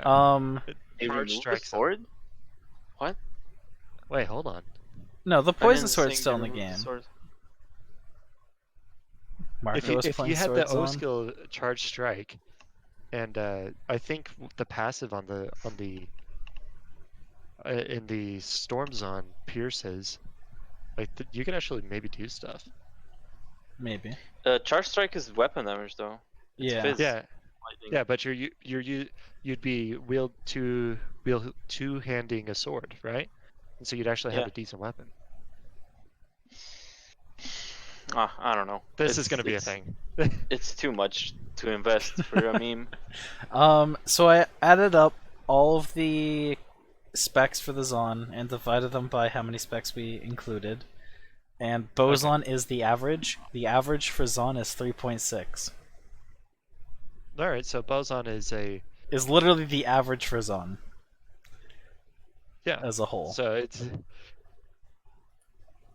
so Amazon overall class 3.6. It's above average. Can we just bring it to Yeah. a 4 due to unsummon Zon? Oh. Yeah. If it wasn't for Magic Yeah, Missile, I mean, actually, I can't say MM's doing heavy lifting. It's Javzon is pulling everyone into the deep end Yeah. for no reason. That's honestly what it really is. Everyone else is I- like almost at 4 or higher, and then Yeah, Javzon Boson can't was even actually reach the 1. lowest. Yeah, like Javzon can't even reach 1 out of 5. It's that bad. Yeah. Man, this took an hour and a half. I was gonna say this took so long. But I mean, feel it like was- it's a it good was great to talk about. yeah, like I don't even mind if No, we just as in- did like a class of podcast at this point, honestly. Yeah, yeah. I'm That's okay a good with idea. that. Because this is how Okay it with like that. it needs idea. to be done this way. If we just go skip through everything really quickly, then I don't think that we get like a good in-depth analysis on each class, right? I agree. I think taking a class at a time is kind of what's going to happen. Because like I'm looking at Assassin, and Assassin has an extra class on this Oh because gosh. Melee Sin is broken down into Noctool and Twin Fang. Oh god. And then also like melee traps in and then traps in. Yeah, and then we Yeah. have Sorceress at the very end that has Fire and Cold, Light and Cold, Fire and Poison, Oh, Cold and God. Poison, Fire and Light, Light and Poison. I mean, Ah, some of the sword combinations are just like no. Yeah, We can get over them pretty fast. yeah. Yeah. But some of them are actually viable. Yeah, Uh, of course. And for like Pally, Neutraldin is broken into two because you have, you know, Vesseldin and Summonedin. And summoned in. Yeah. I people in chat are asking to see our current tier list and where we have things rated. Are we able to pull that up, or is that too difficult at the moment? I don't have it built yet, but I kind of just have it in Discord. I've just been like writing it down, so I'll just post what I posted in Discord in chat for everybody. So Yeah. Bloodzon is a 5 out of 5, followed by Stormzon at 4.7, Spearzon at 4.2, Bowzon at 3.6, and then Javzon in the bottom of the ocean with Davy Jones Locker. Let me just put them like this because it says TG tells Yeah, them I at. just literally copy pasted. Yeah, I'll do like individually. Yeah. So I guess now we just do the we move on to the play of the week, fail of the week, and Q&A. Yeah, I just Yeah, like it, so- it's getting late for BoJack, so I'm not gonna keep you up too late and have you go through Yeah. another 2 hours. I mean, Yes, you Glam. you guys can continue. I'd rather if you have want. the full squad here to help break Yeah, everything and- down. Yeah, and besides, enough. this is kind of where we ended it last time with doing the clips and then the Q&A, and it ended pretty much on time. Yeah. All right, so Glam, before we go to the clip, Glam asked how Spearzon was a 4.2. The reason that we made Spearzon 4.2, Glam, is it actually has really good boss potential with the damage from Great Hunt being one of the higher melee attack damages in like all of Median. mhm. Much higher than like Stormzon has for bossing, at least when it comes to the Amazon. And the buffs to Pounce make it a lot more viable for farming, as well as one of the better farmers for Taganzi now, because Taganzi you can leech, and life is just better for Javs or for Spearzon now. Plus, with the Cuirair changes, you get a lot of extra damage. And so, like, it's not a master at anything, but it's pretty good at most things. Yeah. We should start the podcast like 2 to 3 hours early. I don't know if everyone would be around for that timing. It also comes in that we want to keep the podcast around 2 hours. Yeah. We're not aiming for a 5-hour long podcast. So, I believe I have that clip set up here. Let me find it real quick. I do. Okay. Alright. And, so, let me I think you should go probably about a minute past what he did.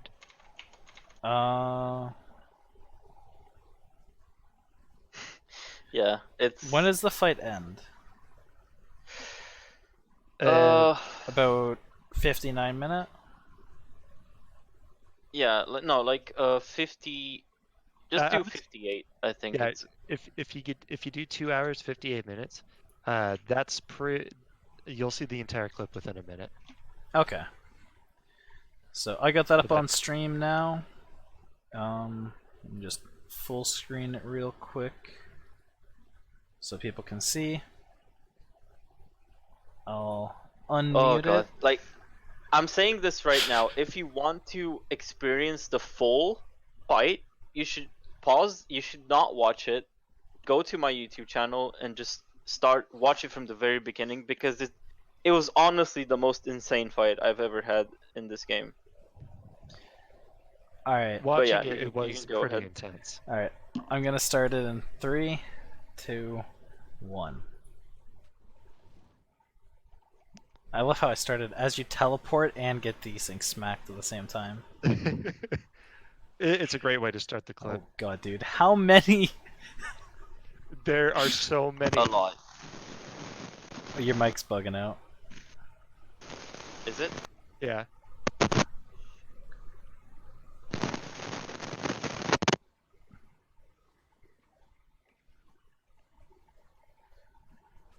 Yeah, I've been in this sort of situation before where I'm like, I can get like 1 or 2 attacks in, and and then I have to book it away. And it was great. I was watching this, and he was It's not over yet. like, obviously he went real quiet. Yeah. Yeah, it was really intense. Listen, like you kill him, and then you're like, now I have to pick the charm up. Yeah. Oh yes, nice. You got the 2 pally. Yeah, and then he starts screaming and running around. Does he? Yeah, Yeah. let's play a little bit more. Oh, okay. It's pretty ear rapey. I really go ham. Luckily, I have it turned down. Oh my gosh. I needed like a full 15 minutes to recover from that. Like no joke. He like started shaking and just like he couldn't handle it. It was so funny. It was great. It was a great play.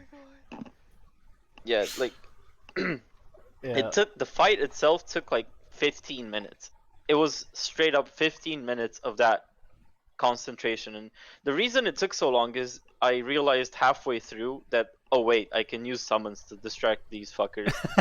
And then I started using them, and it was a bit easier, but by the time I started using the summons, there were like 20 dudes up, so Oh, there were so many. it There was was so many. Yeah, Lemurs is not good for Zazax because it Yeah, just it's it pretty targets bad. whatever's nearby. Now, I will say, unfortunately, we don't have a fail of the week. There was no fail of the week submitted for this time, and I just don't think there was any super big fail that happened. But I will do a plug. If you're watching a streamer play median and a fail happens, like they die when a trophy drops, and if you're watching Uber Elite and the trophy finally drops, and he dies immediately after it drops, please send that to me. I would love it. yeah. The biggest fail is Uber not getting the trophy after 200 and something kills. Is he still streaming? Yeah, he is. He's. I think he's still pushing for it. Yeah. Let me see. I closed all my other windows. Realm is down. Oh. Oh. Yo, what's with the Yeah, I don't servers know. lately? That I've noticed that's been happening. Yeah, it's pretty weird. So while you're doing that, guys, we are going to be moving on to the Q&A section here in just a second. So feel free to post your questions in chat, and we'll get to them here in just one moment. I had a mini fail today. I was doing Witch, and she was like half HP, and I just got kicked out of the game. But Oh, yeah, that sucks. that's pretty much it. So I have a few questions from Kriegsman. He sent me these on Discord. All right. And it's about mercenaries. And he was asking if it was technically possible to equalize their health bars. Because between all 3 difficulties, the Act 1 mercenary has the most health in Nightmare, while Act 5 Barb has the most in Hell. Honestly, the thing about mercenaries and the difficulty of the stat scaling for each difficulty, I never really understood it. A lot of people were saying normal mercenaries are best, recruit them from a low level and level them up yourself. Other people were saying from Nightmare. Other people were saying, I don't think anybody said Hell. No, So it's like, it is proven that making your merc when you start your character is best.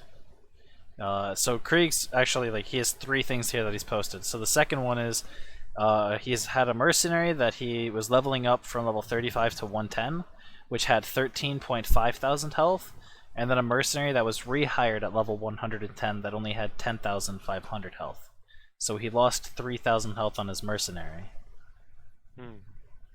And then between all types of mercenaries, the Act 1 mercs have 8k and under, which doesn't really save them because only their dodge does.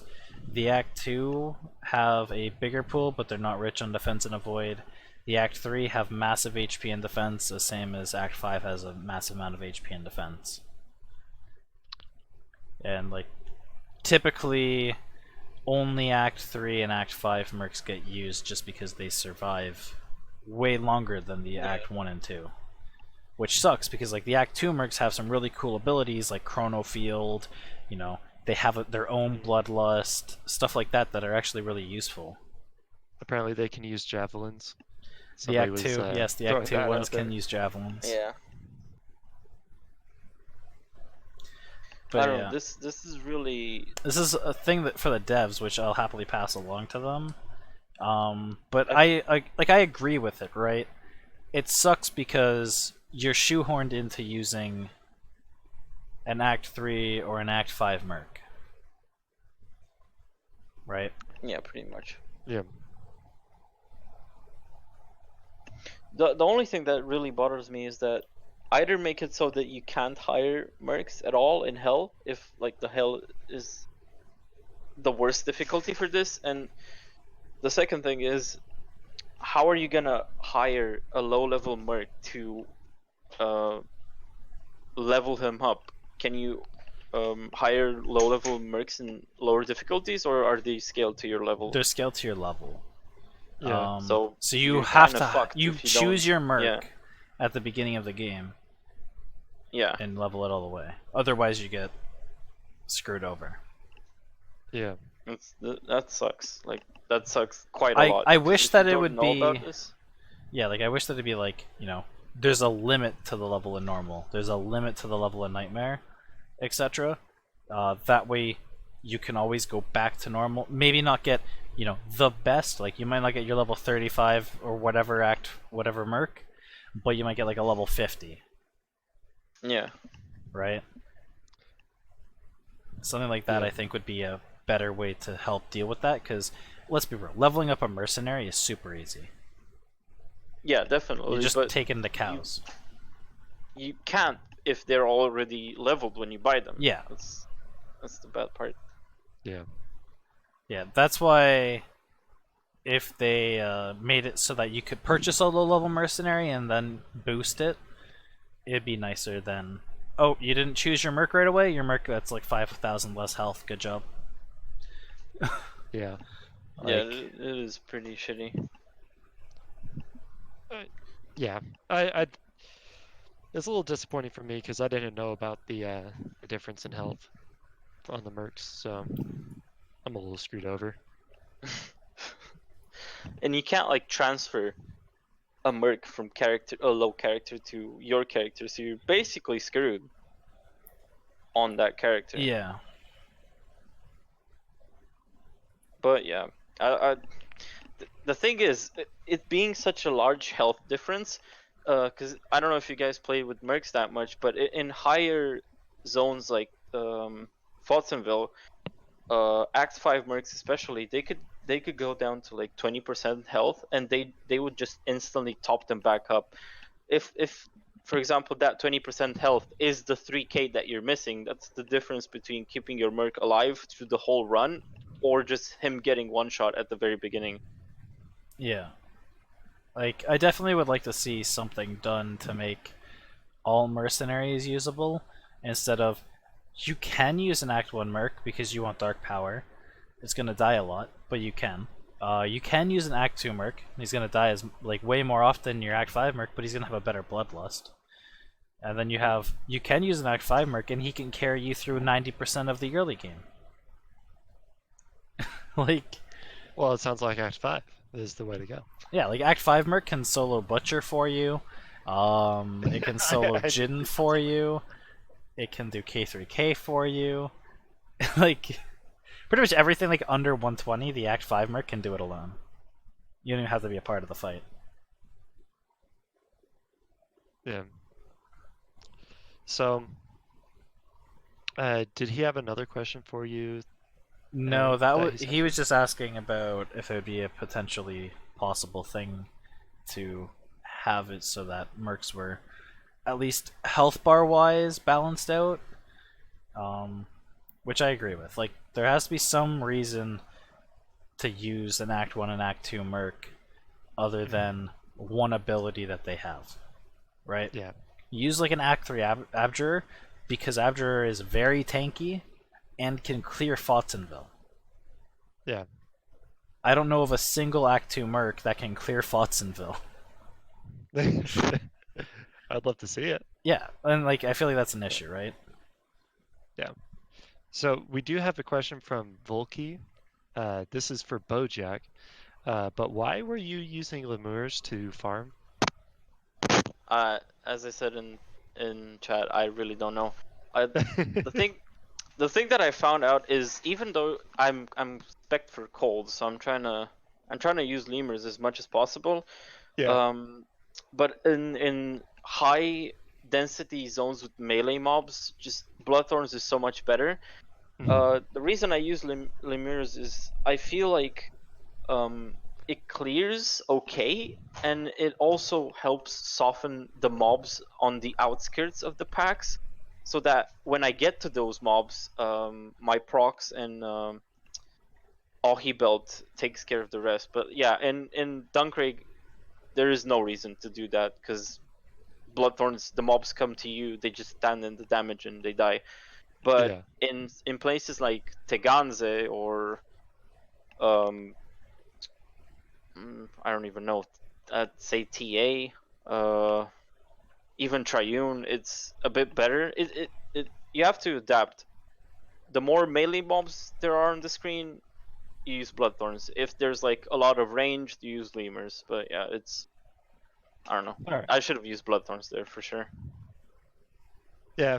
That was more of a for the lulz question, but I appreciate the answer. And do we have any more questions? Uh, I think we just have people that agree that Abjur with good gear is nuts.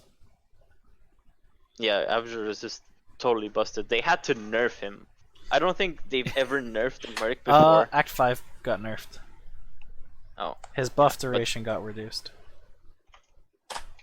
So that there's a window where Yeah, he and can then- die. yeah.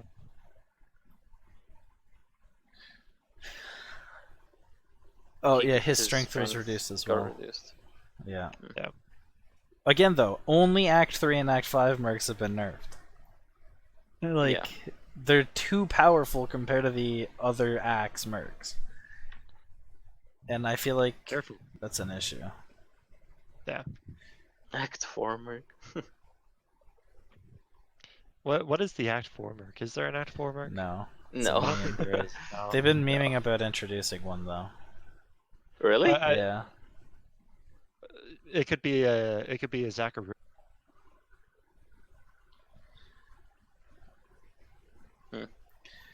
Sorry, that was just a thought, like an uncorrupted Zacharoom. Yeah, Krillin that on is Colosseum true. and cooldown. Make Holy Melee play like Nagi-san. That would be an interesting item idea for Holy Melee. You know, one of those yellow texted items. Just Colosseum has no cooldown. Well, there is one. It's plus 400 fire damage to Colosseum. Yeah, Yeah, it's a but- shield, but you're not going to use it. It's yeah. But yeah, dude, give Colosseum 0 CD. That'd be pretty fucking dope. Honestly. Yeah. Make it so it'd be like something That like would be pretty insane. Colosseum doesn't reduce minus Phys but has no cooldown. Or something like that. I mean, even if to it balance was it. Colosseum had a 3-second cooldown, but it just stayed there, and it could be a 1-pointer. That'd be nice because it is tempting Yeah. to put more points into Colosseum to reduce that cooldown. Yeah. Someone mentioned in the chat the reason Act 5 mark is the best because it has the best items for those slots. And I think that's a good segue into what I wanted to say about Act 1 mercs being shit, is that you can't equip a quiver on them. Like, what is that? That's a D2 limitation. I know, but still, it's Are you just gonna rage? something needs to change. Something needs to change about them. Either give them rings, maybe, like they're the only mercs that can use rings, or just having a bow character with no quiver and no rings just feels off. Like, you can't put procs on them, you can't scale their maybe like poison with the TU poison quiver, or just my main gripe is that you can't really scale weapon damage procs or LE procs on them because you're limited by the slots. Yeah, and like, I don't even think they can use Amazon only bows, can they? I believe they can. Cannot. Whereas the barb merc can wear barb helmets. Yeah. Well, technically, they're not Amazons. They're just rogues. Yeah, but that again, like, that's another limitation in terms of the gearing that they Yeah. can use, right? So like, the best bow you could probably put on one is like what, an Atreyu, Yeah, just to give him probably. like the slow proc. Yeah, that's probably the best bow. Wait, Act 1s can't even use Amazon bows? Nope, No. they can only use normal bows. Oh. Yeah, that sucks as well. Yeah, I mean, I guess you could do Hellreach. yeah, technically. I feel like Atreyu would be better because you're using it for the CC effect. Hmm. You just stack a Yeah, bunch the of slow slows. is really powerful. Yeah. People are saying Wind Force. Isn't that an Amazon only bow though? No, that's No. a long bow, a long war bow. Oh, I thought about using one of those, but again, the same thing applies. One, how are you gonna get 1k strength on an Act 1 merc? It might be doable, but you're gonna be you're gonna sacrifice a lot of damage.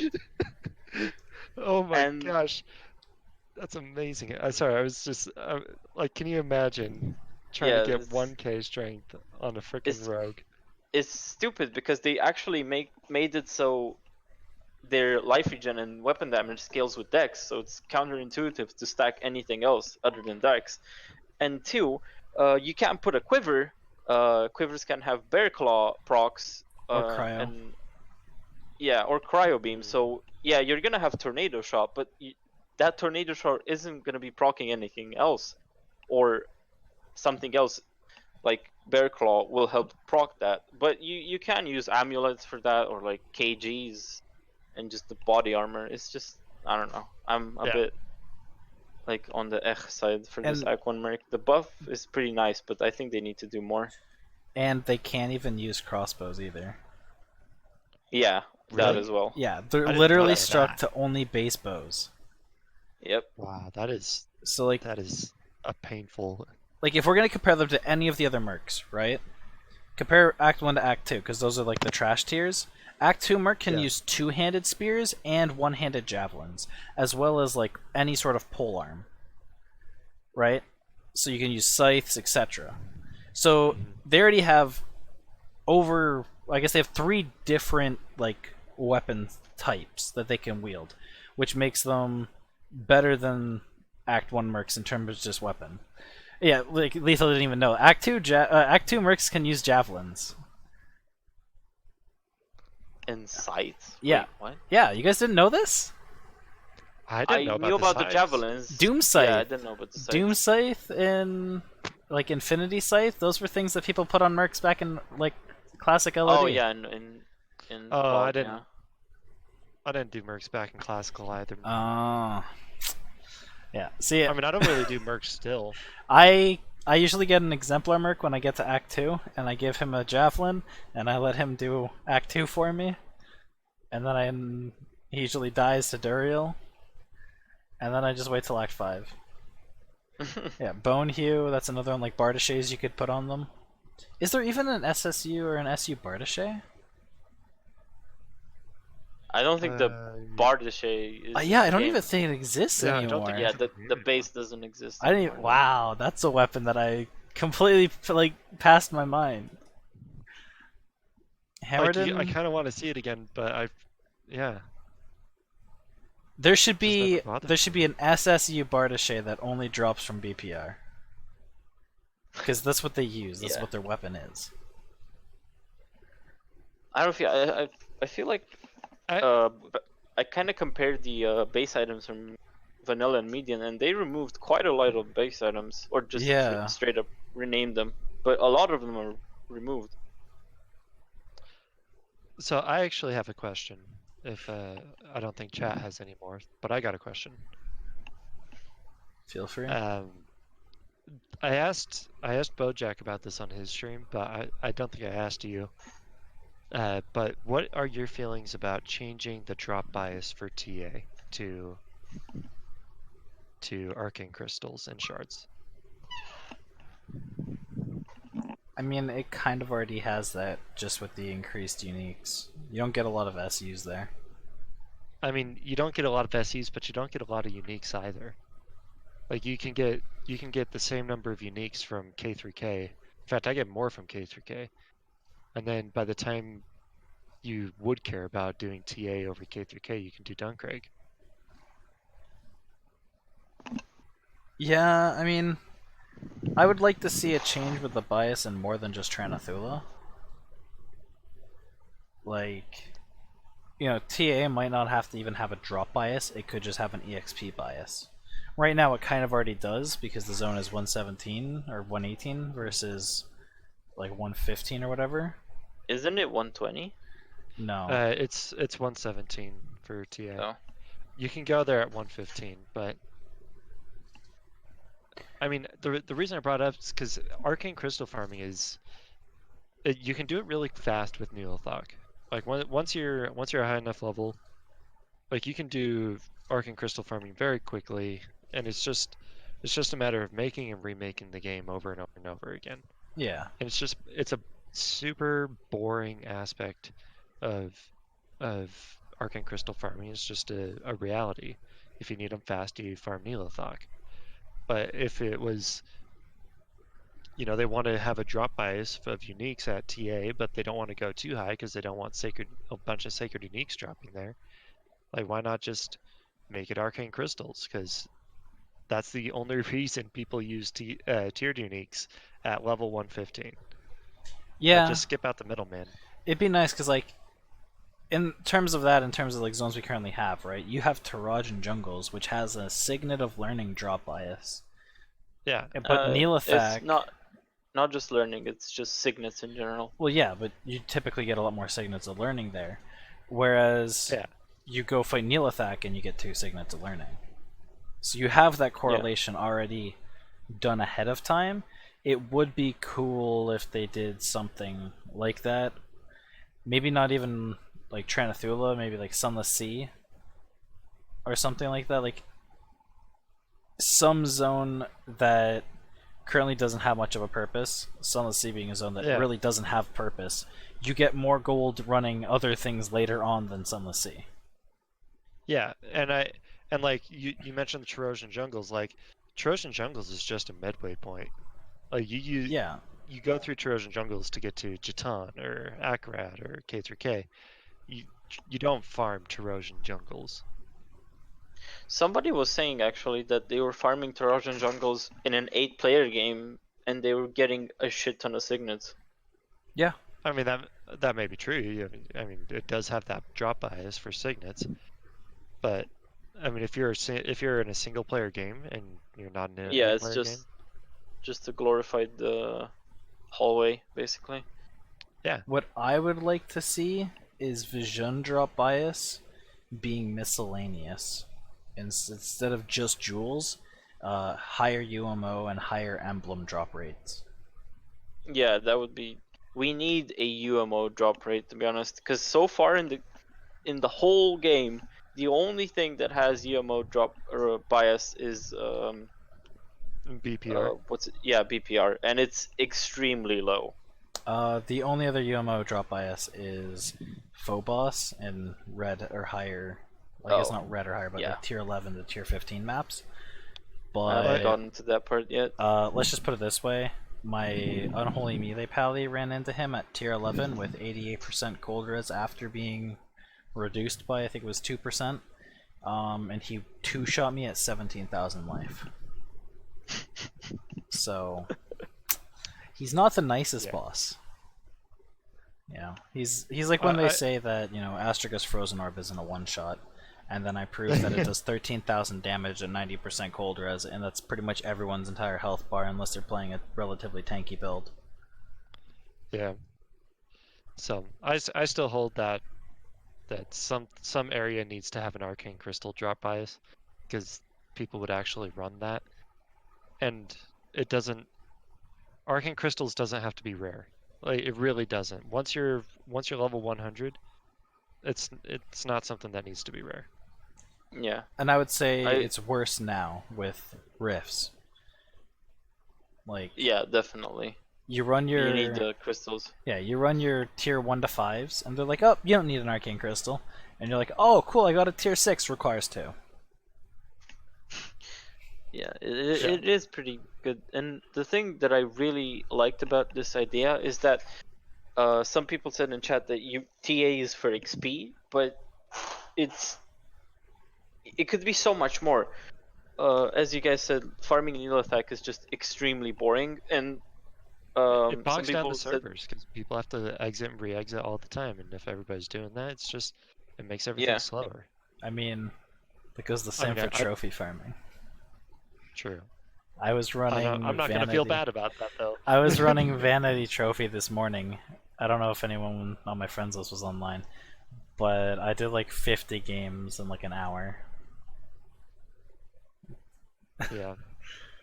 I still have to farm Asmodan for his frickin' trophy.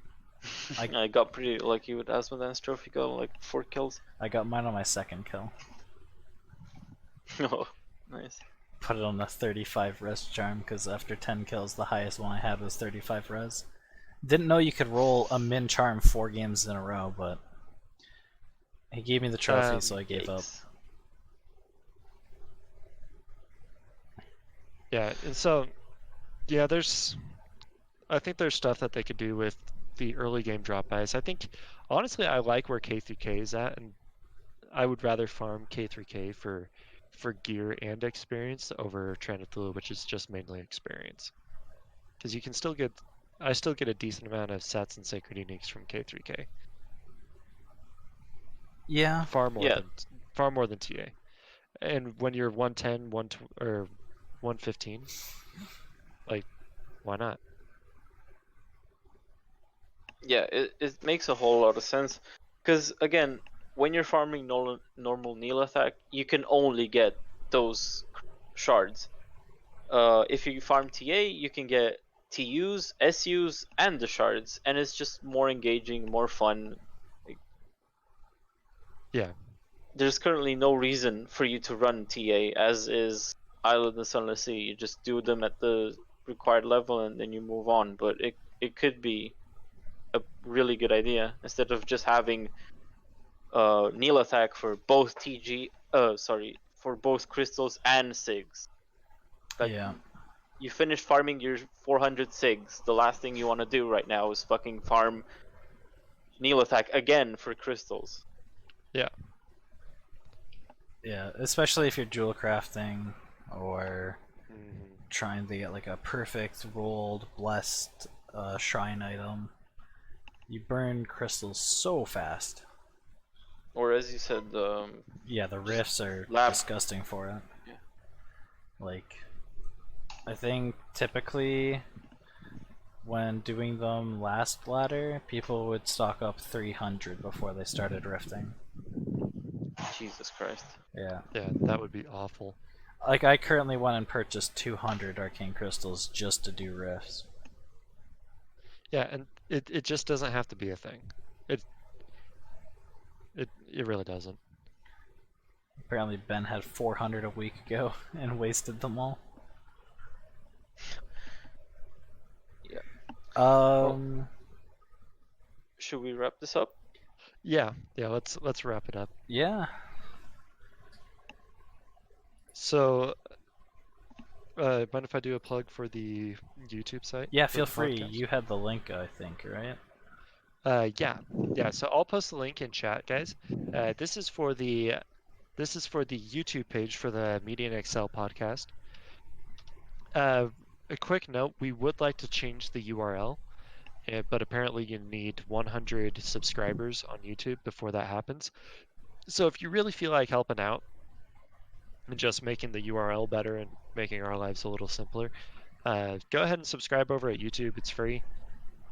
We don't really care about the YouTube page very much. It's just something to have a list of all the previous podcasts, so people can go back and watch it.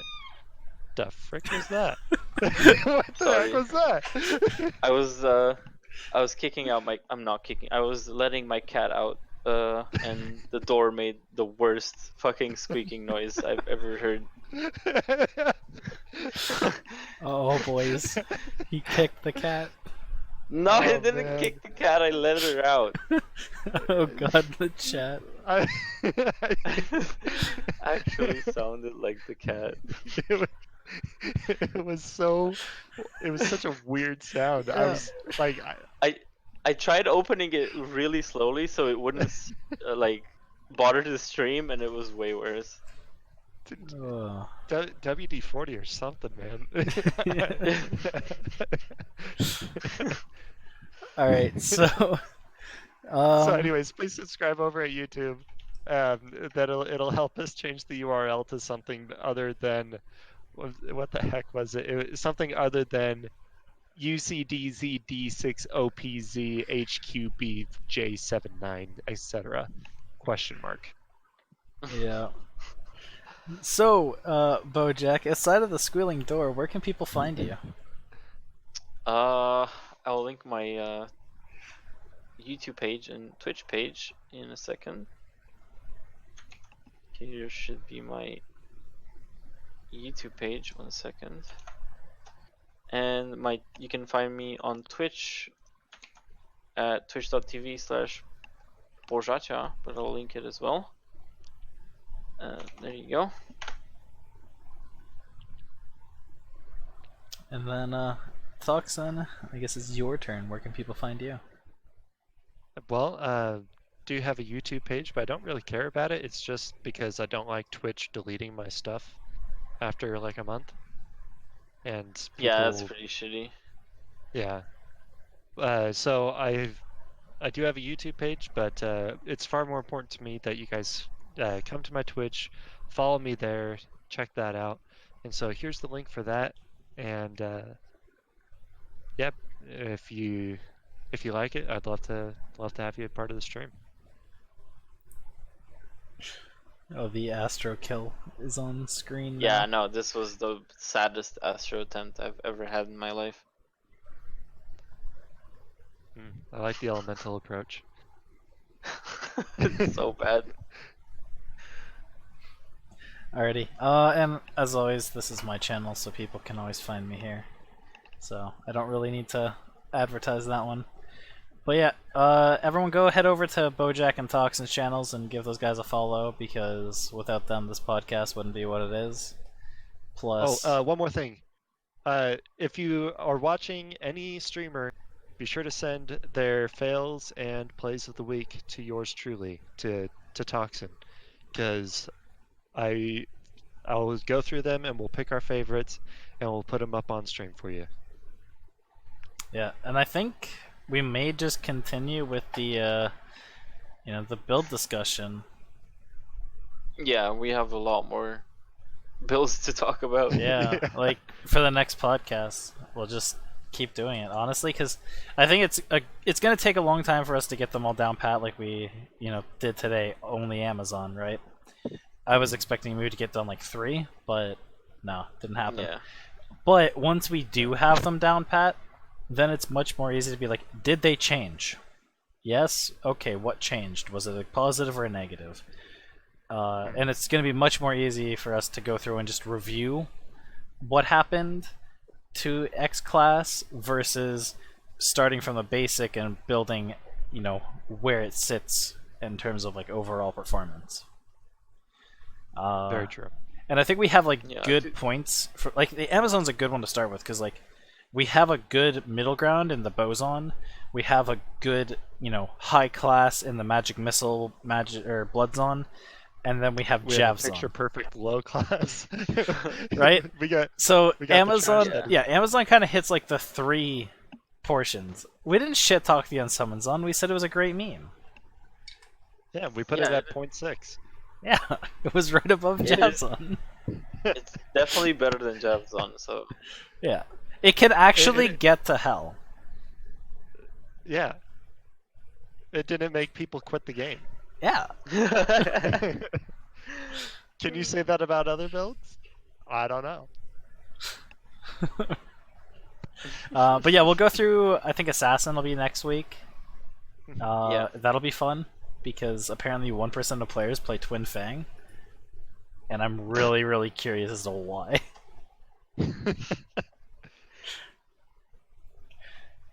All right.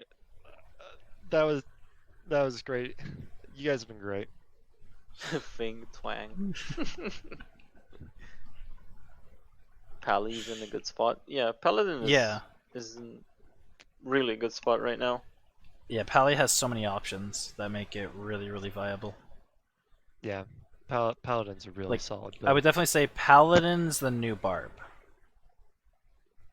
I wouldn't say that. Why not? I think it's hard to beat the because Barb was borderline, not borderline. Barb was extremely overpowered, Yeah. but I don't think there's any build that Paladin has that even comes close to Barb. Uh, I'm gonna disagree with that, but I'm gonna disagree on a different day. yeah. I would say like in terms of summon Den is probably equivalent, if not better. Yeah, well, I guess we'll talk about that But yeah, next week. Barb was only OP because it was bugged. They fixed the bug and Yeah. Barb went goodbye. Well, summon Barbs is still insane. But yeah. So yeah, that'll be it for us today. Pretty much the timing that we're aiming for, a little bit around like the 2-hour mark. And we'll be back next weekend on Saturday at 4 p.m. Eastern, as long as that time slot holds well for everyone here. Sounds good to me so far. So yeah. Yeah, Toxin was able to show up. Sheep still a no-show. I'm not too sure what's up with him. Sheep showing up is gonna be a meme. It will be. Is that going to be a clip, like a highlight? Yeah, that'll be a highlight. Like Sheep actually showing up to be a part of the host of this podcast. Like yeah. Okay. We might also look to be getting guest people on in the future. Marco messaged me the other day and he said that some of the dev team would be okay participating, so that's always a potential as well. They wouldn't even have to be here for the entire thing. It could just be like a 30-minute section or whatever where we just discuss stuff with one of the devs or some other figure in the medium community. Yeah. Yeah, I'm trying to get somebody else, but we'll see if that happens. Yeah. I don't want to say anything. Yeah, not gonna name any names, but there are people that could potentially be coming on as guests. Yeah, totally, Ariana Grande. totally, yeah. I just read that one too. Yeah, Yeah, Ariana Grande secretly plays medium. yeah. We'll get like the voice actor of Deckard Cain, and we'll interview him, and we'll all do fake Deckard Cain voices. That'd be great. Oh god, But it'd be glorious. yeah, We have the original developers. We have Blizzard North coming on. yo, I would love to have David Becker on. Just imagine. Yeah, maybe someday. It's just wistful thinking. Oh. Yeah, it'd be sick to have Brevik on because I think he actually is like looked at Medium and played Medium, and he was like really impressed by it. So Yeah. that could always be a thing. He always seems like really chill and like down to that sort of thing. So who knows? That could always happen in the future. If- I'd rather. If we ever get David Brevik on stream, I think I would cry and pee my pants. Yeah. That's just something that would happen, and I wouldn't even be embarrassed. Yeah. Like Yeah, he's that would definitely be something. he's one of those people who literally changed childhoods. Like I grew up on Diablo, as most people here did. So the fact that he's a part of something that became what we all play to this day 20 years later just goes to show how big of a impact that people can actually have through games as a medium. But yeah, we'll be back next weekend at 4 p.m. Eastern. So I think that's it for us, and we'll see you guys next time. See you guys. Farewell. See you, everybody.